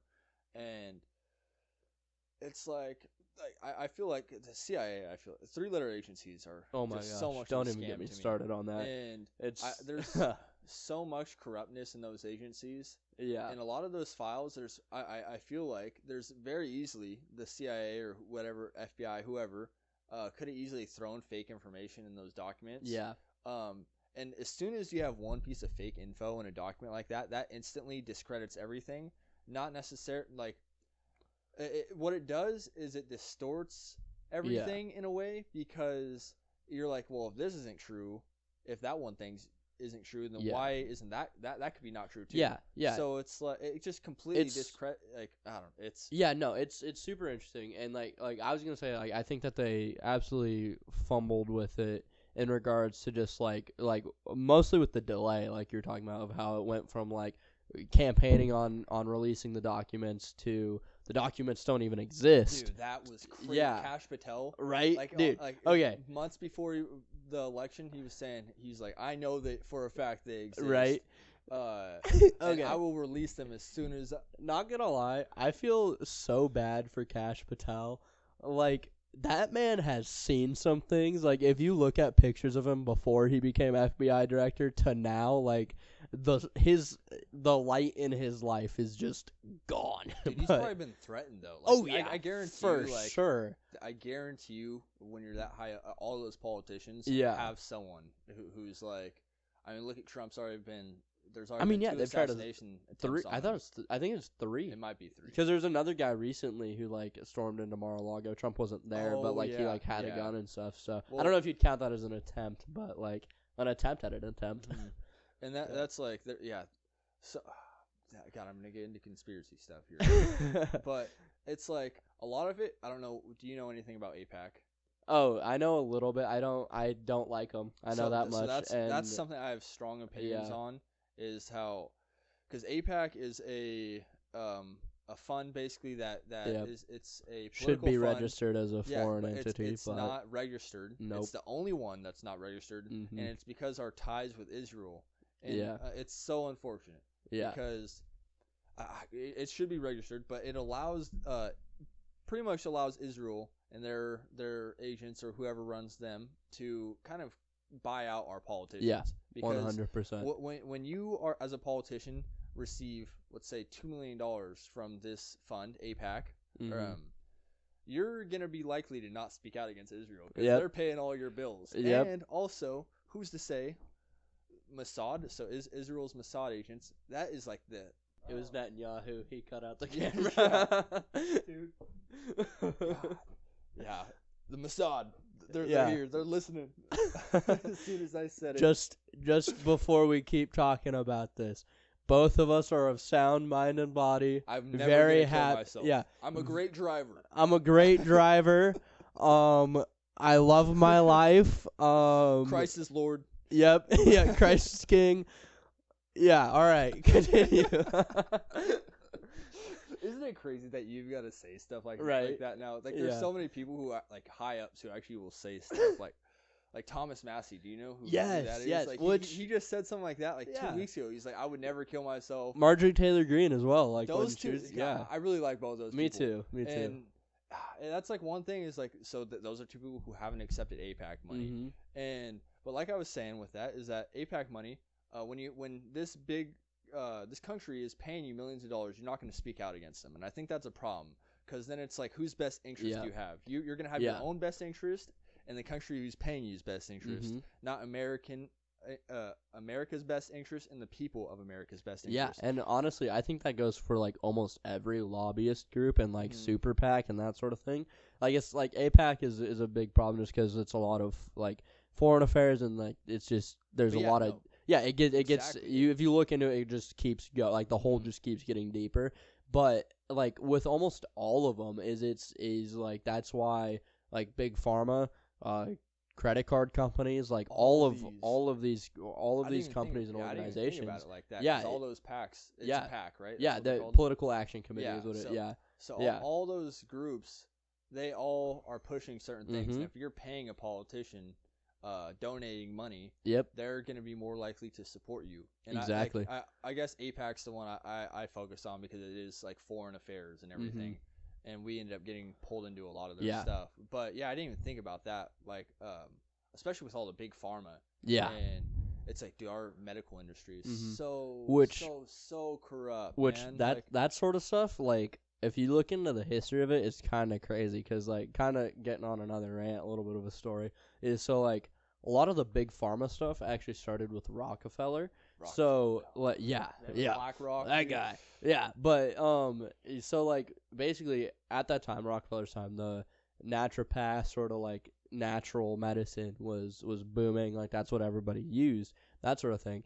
But then Rockefeller, who's in the oil industry, he had a lot of petroleum, like a lot of petroleum byproduct and that sort of thing, and so he figured out you can make medication with it. I don't know exactly what part of the medication, but like you can make have something to do with pharmaceuticals with the petroleum byproduct, and so then he pours a ton of money into media and these studies and stuff to push these petroleum-based medications and to discredit the naturopath sort of stuff.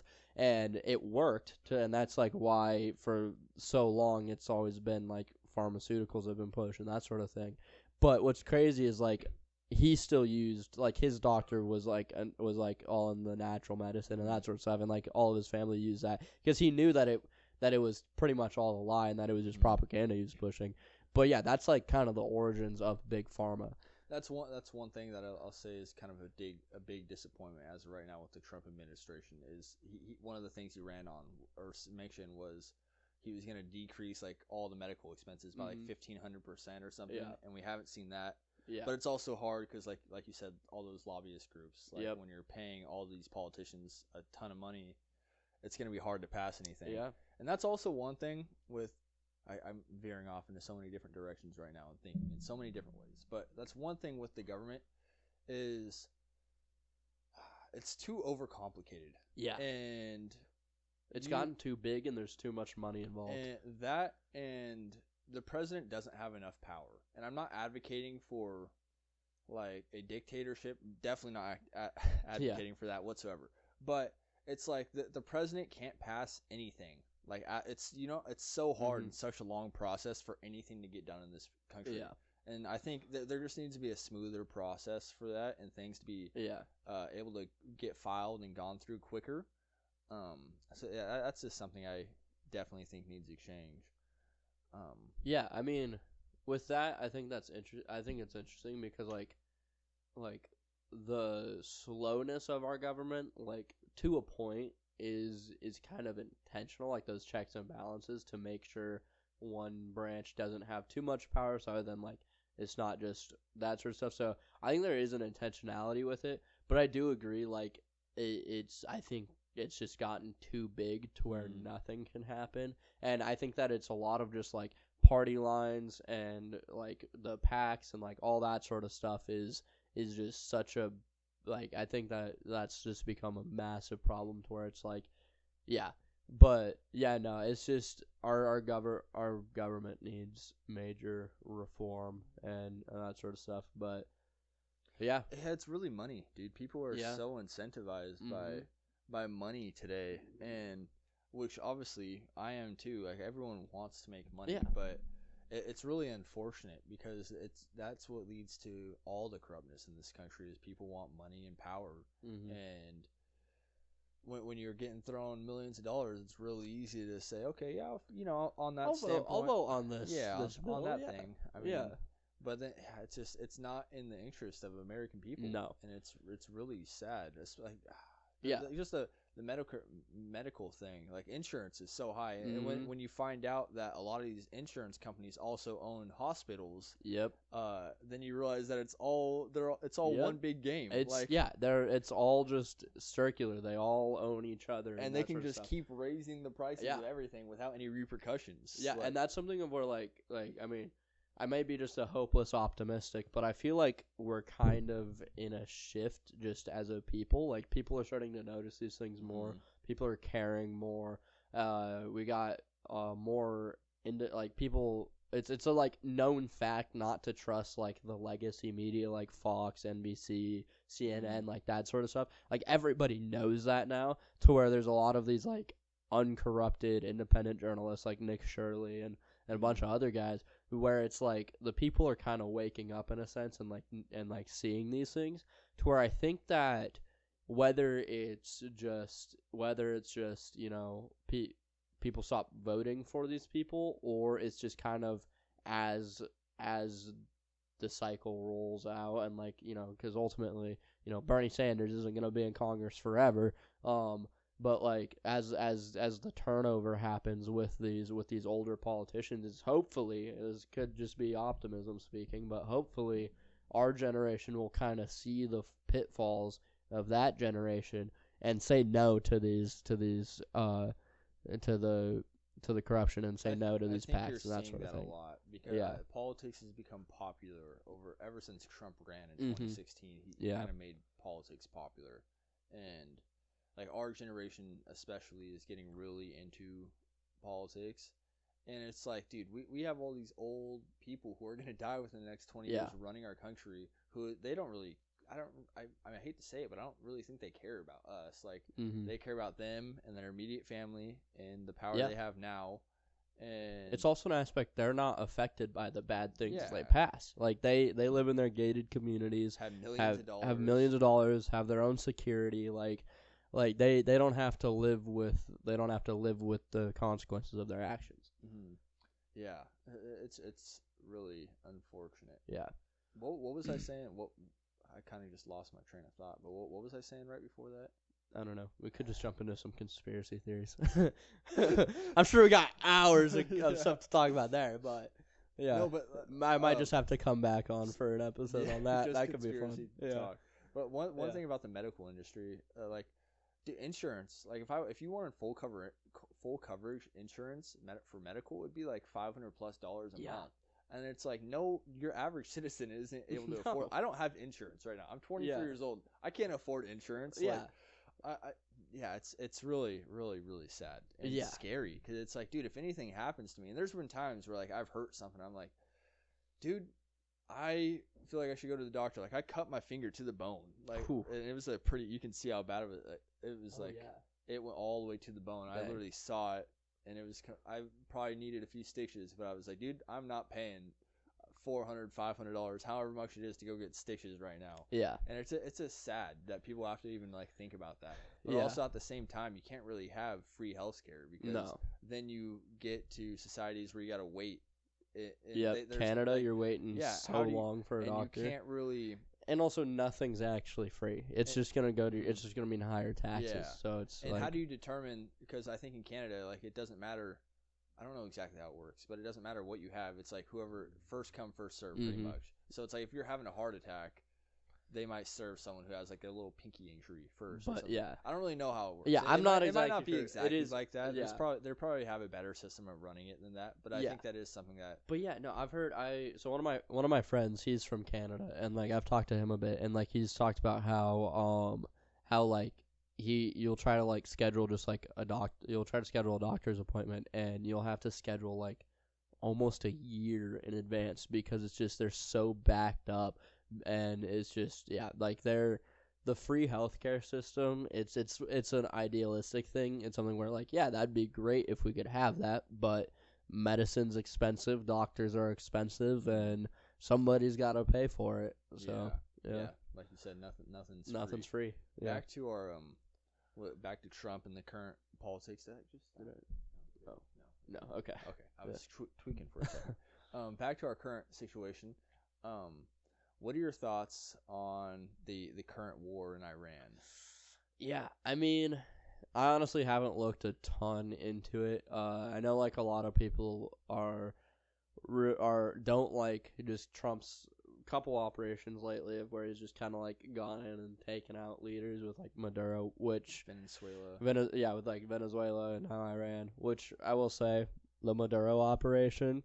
Kind of sick, though, the fact we just went in the middle of the night and just were able to snatch a guy like that. I'm not saying I necessarily 100% agree with it. I'm just saying it's pretty freaking cool. The fact we can be able, like, the fact we have the ability to do that. I get what you're saying there. Yeah. It's just like one of those things, again, though, where the regime change almost never works. No, like, it makes the country worse. For sure. And I definitely think, like, there are, I feel like there's a way where we can do stuff like that and have a positive outcome, but I just don't know what that is. But with Iran, I mean the Ayatollah, he was I can't remember his name, but he wasn't a good guy. I mean the Iranians, they didn't like their rule at all. Like they had some major protests happening with over 30,000 people. Sort of thing, and it's something where it's like, I feel like it's more of a question of like, should we really be involved? And I don't think so. And it's just they always try to play the claim of like, oh, they were developing nukes, but like they've been claiming since Iran. 1995. I was gonna say Netanyahu said it in 1995. Yeah, there's video of him. Yeah, they've been claiming Iran's been weeks away from building nukes for the past 30 years, and so it's just something of where it's like. I almost any time we're going to get involved in the Middle East, unless it's a direct attack on the American people, I don't really think we should be involved. It's just something, I know, like. It's too chaotic. There's too much loss of life. And right now. And there's no benefit to America. No. Like, I have heard, though, like, there are reports where, like, Israel was threatening to nuke Iran. So I just saw that. Yeah, today, I don't know the validity of that. Like, that could just be. Yeah, that could be fake, but I honestly, I would believe it just because I wouldn't put it past Israel's government to threaten something like that in order to get us to intervene. Yeah, and it's unfortunate because it's like Israel is such a corrupt country right now. Yeah, I mean, I would say like pretty much every country over there is majorly corrupt. Yeah, but it's just just all the stuff going on with them and everything. I think they're on like a real big like power trip almost. I think and like there's something called the Greater Israel Project and all that. I'm not going to get into that, but that's like the whole thing with like Palestine and taking over that land and whatnot. But I don't know. It's kind of scary to think about that. How they can hold, and that's one thing. One thing, if we look at like historically speaking, Israel is like one of the only countries that they still deny having nukes. But like, everybody knows. Yeah, everyone knows they have nukes. Which but they still deny. Fun fact. JFK was the one who was actually like holding the gun to him and being like, "All right, let us come Fun inspect," fact, and that sort of I wonder thing. why JFK got assassinated. So I'm just saying, you know, JFK's my favorite president. There's so much aura around him, dude. Teddy Roosevelt's my favorite personally, but I'm just saying I'm not saying they did it, There's a possibility. but again, I am not suicidal in any capacity. It's just, I mean, it's hard not to acknowledge stuff like Yeah. that, though. Like, I don't know. We allow a foreign government to come and mess with so much of our stuff. And that's, like, It's I think this is one thing with, like, the older generation that they get wrong, especially Republicans and, like, the boomer generation for Republicans, is that a lot of them are Christians, but they believe that the Israel in the Bible is the government of Israel today. Which it's not. It's not. Thank you for clarifying. Thank you for saying that, because there's still people today that will completely agree with that and say that we got to protect Israel at all costs because in the Bible it says which there's a separation between today's government of Israel and the government it's referring to, or in the Israel it's referring to in the Bible. Yeah. Completely different. Yeah, which, like, it's honestly a theological debate. I don't remember, like, the actual terms for it. But it's basically it's two different theological viewpoints on is the church now the new Israel, which is, like, I think it's called replacement theology, which I would say I lean more towards that way, cause but then, like, the older generations, they're a lot more of, like, Israel will be redeemed. Like, they don't think like the Jews are just straight going to heaven, but they do believe that God will preserve them and that they'll be protected and that, like, they will end up coming to Christ, which, like, ultimately these things, like, I really don't know. That's above my pay grade. But didn't Jews kill Jesus? Yeah, I mean, technically, but really, if we want to get down to the roots of it, isn't it our sin that killed Jesus? Well, yeah. Didn't we all kill Jesus, really? Yeah. If you put it that way. Yeah, but no. Yeah, but basically, it's just something of where it's like the Jews. I'm not blaming Jews for everything either, by the way. Yeah, there's Jewish there's people. plenty of good Jewish people, guys. Yes, there's a difference. It's just like with pretty much everything else. There's a difference between the people and the government. The American government, I don't always agree with, but America, greatest country on earth. My biggest problem, I think, isn't Jews. It's Zionist. Yeah, which is like this very political form of Judaism, and it's like just not good. Yeah, and it's just something of where, like, I just kind of going back to, like, the like Jews being God's people and that sort of thing. Is it something of where it's like, I think is the Israelites of the Old Testament, like, those were God's people, not for any reason. He just chose them, but then Jesus came to save all, Jew and Gentile. Like, Paul talks about, I don't remember which book, but Paul talks about how like in Christ there's no Jew nor Gentile, that sort of thing. Like, it doesn't matter anymore. Jews aren't like special in a sense, but everybody's special. But they don't have any sort of, like, specialness when it comes to that. Jesus came to save everybody. We're all on the equal playing field, and so it just really comes down to if you believe in Christ. What's Orthodox mean? When someone says, like, they're an Orthodox Christian or an Orthodox Jew, doesn't that mean, like, word for word, pretty much? Kind of. Like, so Orthodoxy, like, just word-wise means, like, just you follow the, like, tradition and, like, what kind of the established viewpoints are and that sort of stuff. But I mean, like, there's, like, there's, like, the Eastern Orthodox religion of Christianity, which I don't really know anything about. I basically, again, speaking out of ignorance a little bit, but they're basically Catholic without a pope. But yeah, I mean, Orthodox just basically means, like, you just stick to the traditional viewpoints and that sort of thing. I don't know how much you know about, like, Judaism as a religion. Like, do you know anything about, like, the Not Torah really. or anything? I know. Well, so, like, the Torah is just, like, the first 5 books of the Bible, but then there's, like, the Talmud and, like, that sort of stuff. Yeah, but I don't. I meant Talmud. Yeah, I don't know a ton about it. I know there's some wild stuff in it. Yeah, but, there's like, crazy stuff. Well, like, I've seen videos. Terrible. Orthodox Jews, something they practice is the mitzvah. Do you know what that is? No. All right, guys, your discretion advised. But it's where the rabbi of like their, I don't know what their church is called. What is like a Synagogues? Jewish, synagogue? Yeah. The rabbi of a synagogue, basically like when a child's born and the child gets circumcised, the rabbi sucks the blood off the circumcision. So like I've heard of man that. sucking blood off a child's little wee wee. That's called that's called mitzvah ba. That's a real tradition. And they still do it today. Yeah, so there's weird stuff in that, and I think that's we should. If you want to get into a rabbit hole, just look up some of the crazy stuff in the Talmud.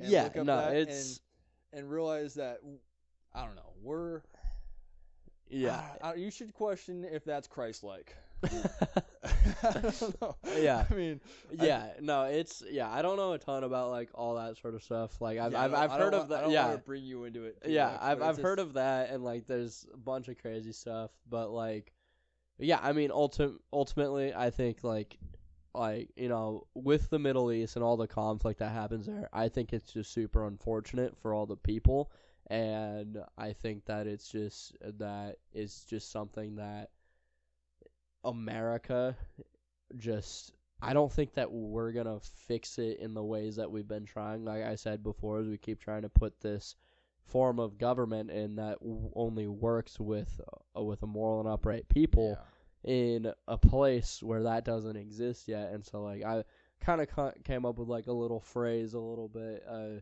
like we need to plant more churches, not puppet governments. Mm-hmm. But it's true. Just which is really tough because both the like Judaism and Muslims don't like Christianity, so that makes it a little tough. Especially over there, it's really tough. My take is just y'all need Jesus. It's a good one. Yeah, it's a good take to have. Yeah, all that to say, you need Jesus. With that said, what would you say are your kind of core values, and what would you say is like your mission in life right now?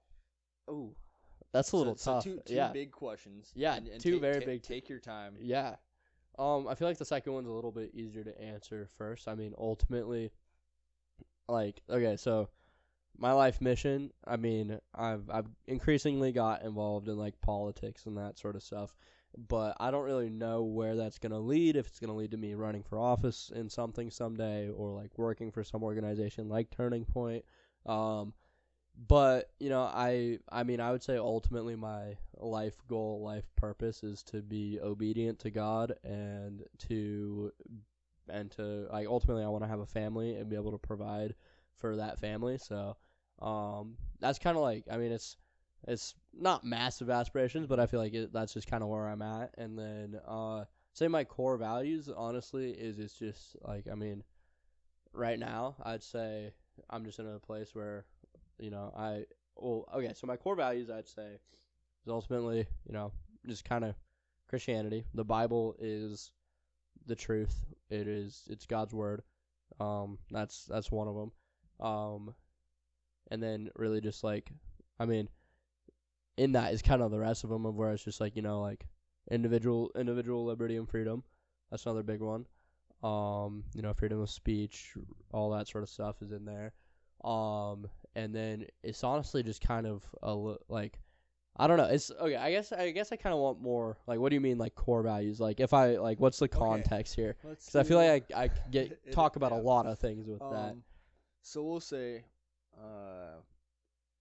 we'll separate two. We'll do like your kind of personal core values for like just on a day-to-day basis, and then your core political values, core political takes, I guess. Okay. Politically, I would say really, I mean, pretty basic conservative stuff. I mean, very much like America first. Like I mean, when it comes to a lot of foreign stuff, I lean a little bit more isolationist, which is like basically I think that we should worry about ourselves first before we worry about other nations, that sort of thing.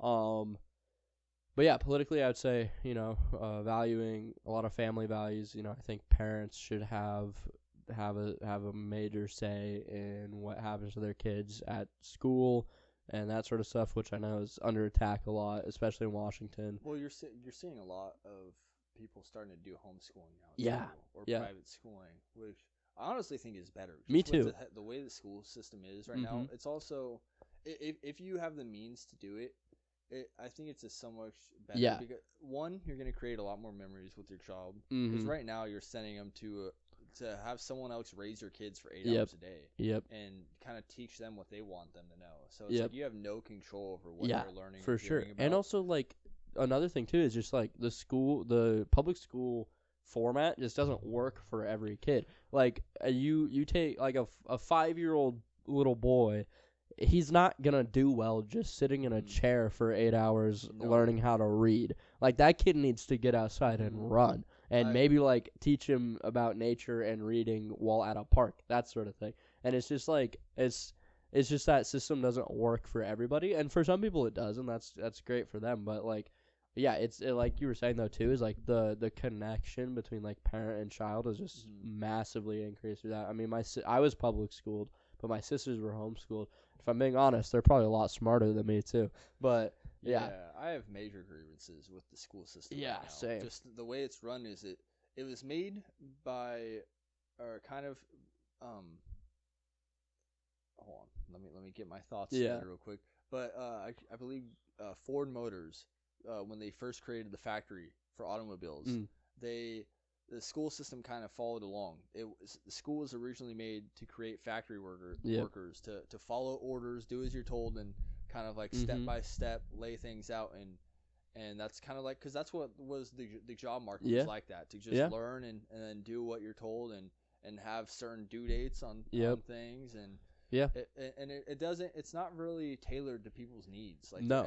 If schools were more tailored to what kids were interested in and wanted to do, you'd see so much more success in kids with their grades and their interest, and they'd probably have a lot less violence, a lot more happiness, and I don't know, enthusiastic about life. Yeah, probably. For sure. But yeah, no, like, that's like, I'm a huge advocate for school choice, and like, which school choice is basically where, because like we pay taxes to fund these schools and that sort of stuff, and then and especially now with such an increase in homeschooling and that sort of thing, is so school choice would take like a percentage of the tax dollars that are going to the schools, and then if you're homeschooling, that money would just get that money back, and then you could use that to buy like curriculums, supplies, that sort of stuff for your homeschooling sort of thing.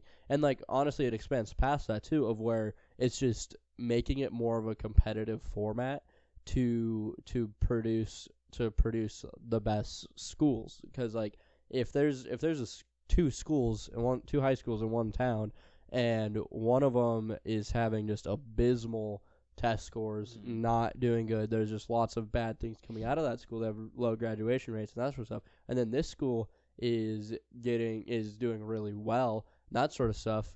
How about, instead of just giving this school more money, like, which is what they have been doing, is just, instead of just like giving so much, just throwing money at the problem, we instead maybe take that money and invest in providing better transportation for these kids who have to go to this school and that sort of thing. And it just creates a little bit more of like that capitalistic competitiveness, to where then it's like, if I'm the principal or superintendent of a school, to where it's like, if I want more money from the government, then I'm going to use the money that I have better and try to make the best decisions, hire better teachers, like all that sort of stuff. I think, but I feel like it's just gotten to a point where the school system has just gotten fat and lazy. They just have too much money and are not stewarding it well. Figure out a way to allocate funds, like have some sort of reward system to incentivize schools to do better.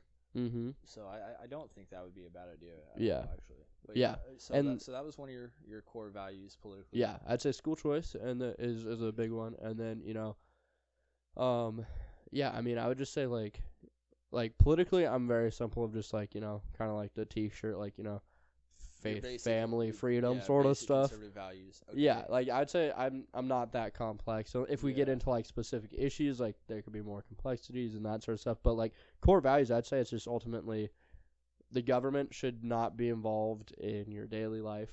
The government's job should be to reward righteousness and punish evil. And like there's nuances to that, and like you can get into lots of things with that, but that should be the government's main responsibility.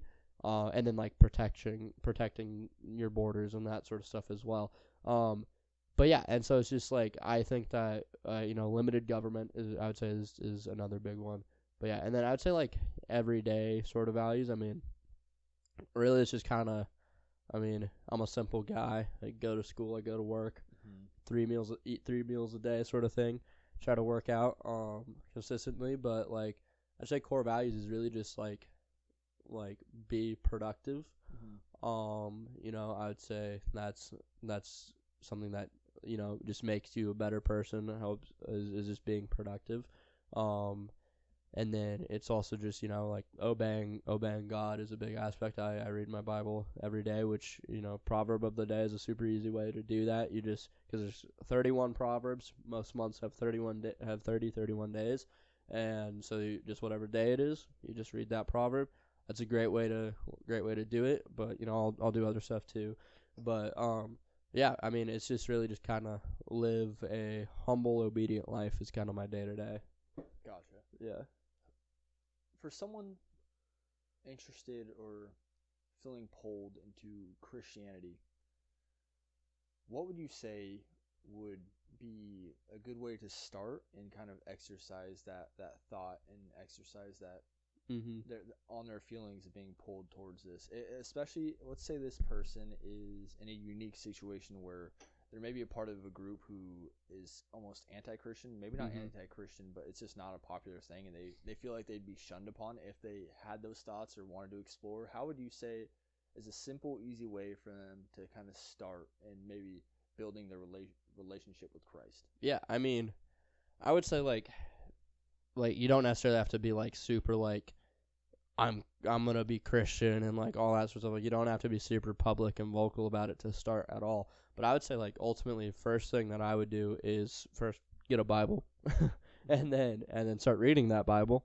And then I would also just find a local church. Like and I know like there's people have lots of church hurt and that sort of stuff, and it's like it can be kind of scary just like trying to go to a church and that sort of thing. But like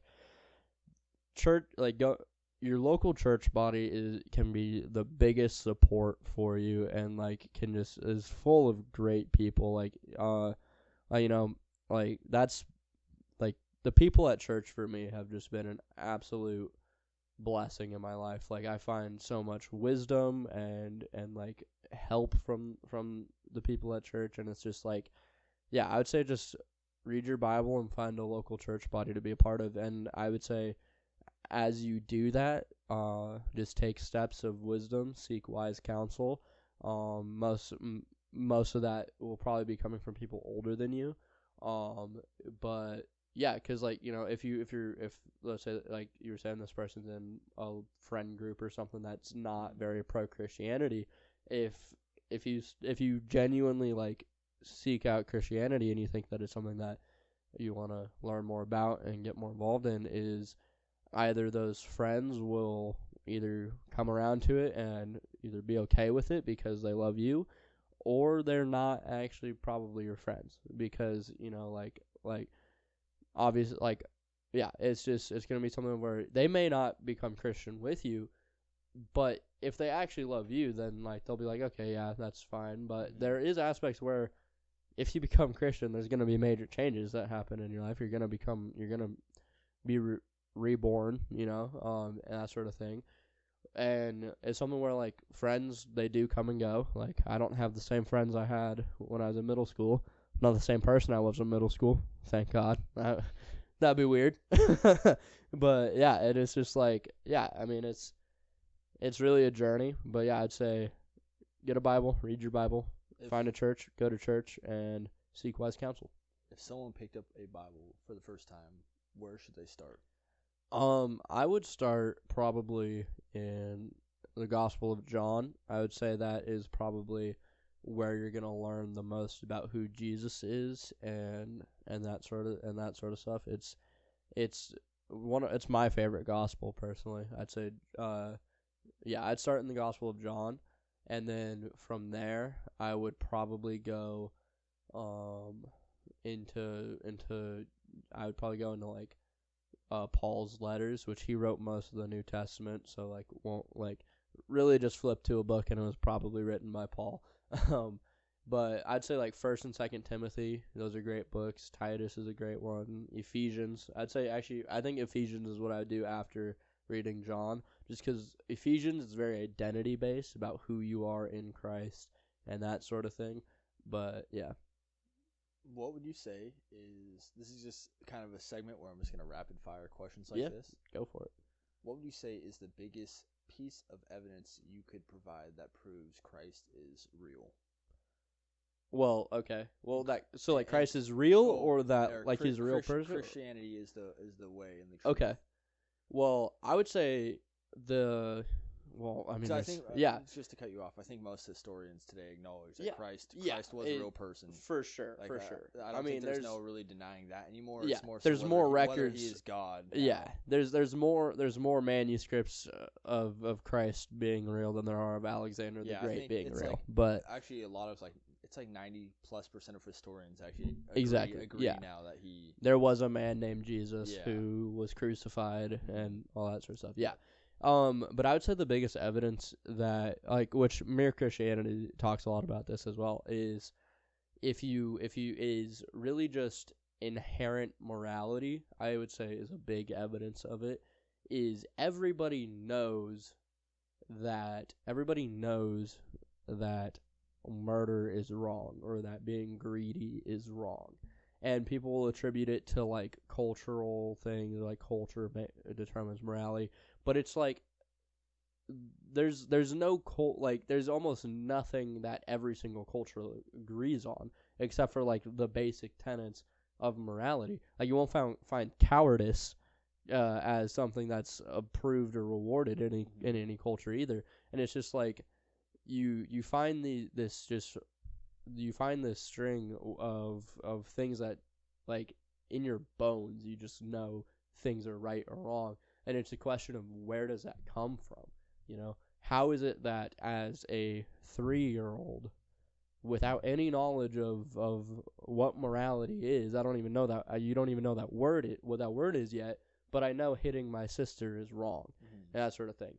And it's just like there's just that inherentness that you know right from wrong, and then it's also just like, how is it that if there isn't a creator who is beyond our concept of good and like all that sort of stuff, like how is it that there isn't that, yet we can envision something always being better? Like we can envision a heaven, we can think of things where it's perfect, but if there's not that creator who is perfect, how is it that we have that?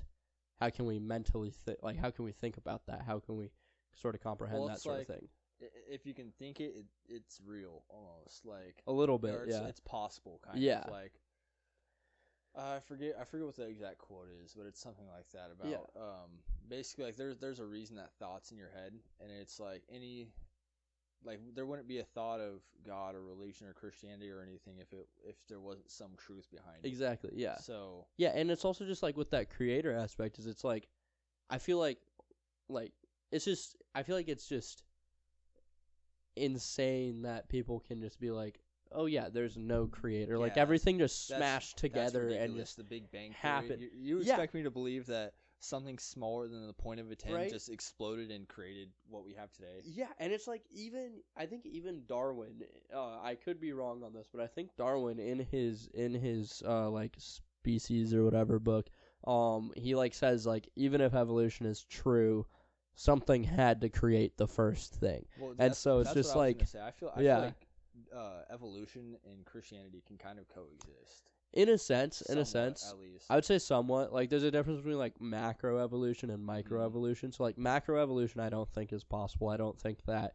I don't think like a lizard can become a monkey. Like that just doesn't make sense. Yeah.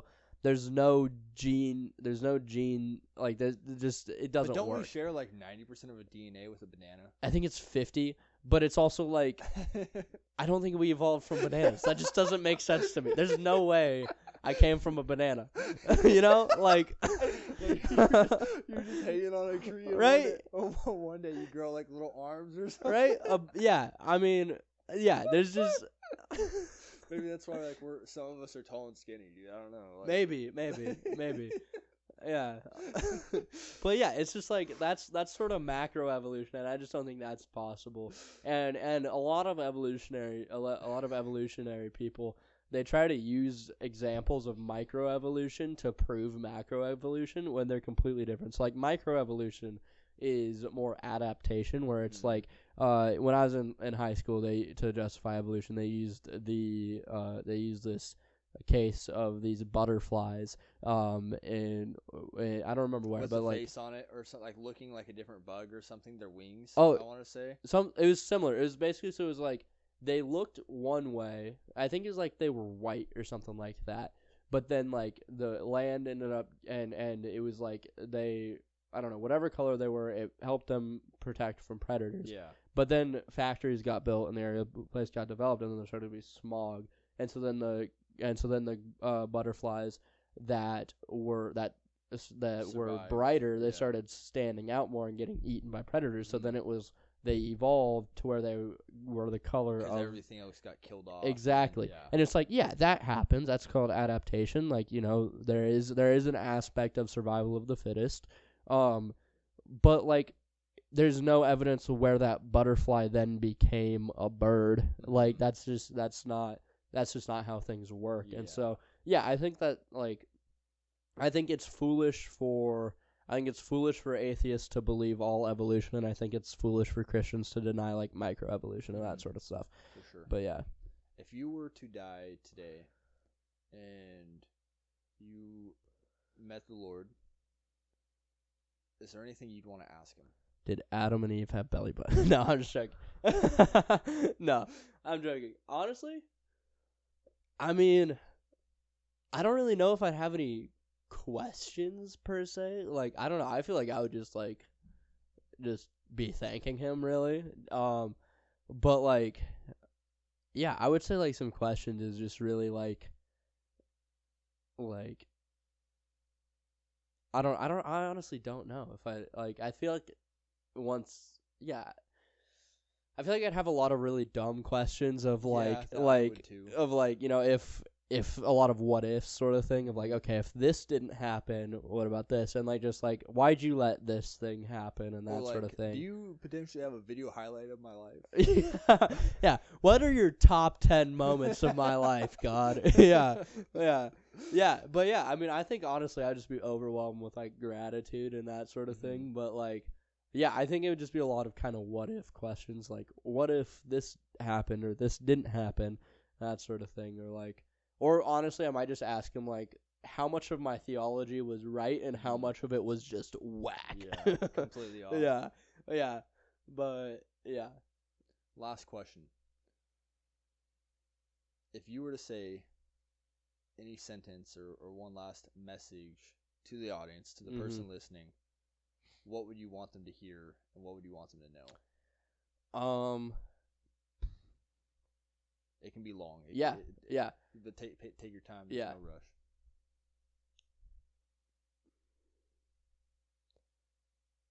I would say, you know, I'd say like things matter, you know, definitions matter, words matter, what you think matters and what you believe matters. And I really think that that the way you live your life matters, that sort of thing.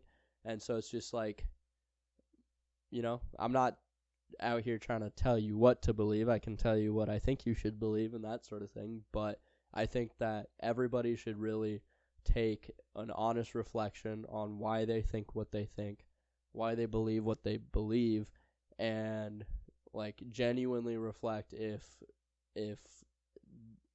like play out the outcomes a little bit. Like if I live to my beliefs, will I be a better person in 10 years? That sort of thing. And it's just like, you know, yeah, I think everybody should wrestle with what they believe. Awesome. Cool. Keyton, it's been a pleasure, man. Yeah, thanks for having me on. Thank you for coming. Yeah. Thank you for coming. Yeah, it was fun. Sweet. And Cool. that's going to wrap it up. So until next time.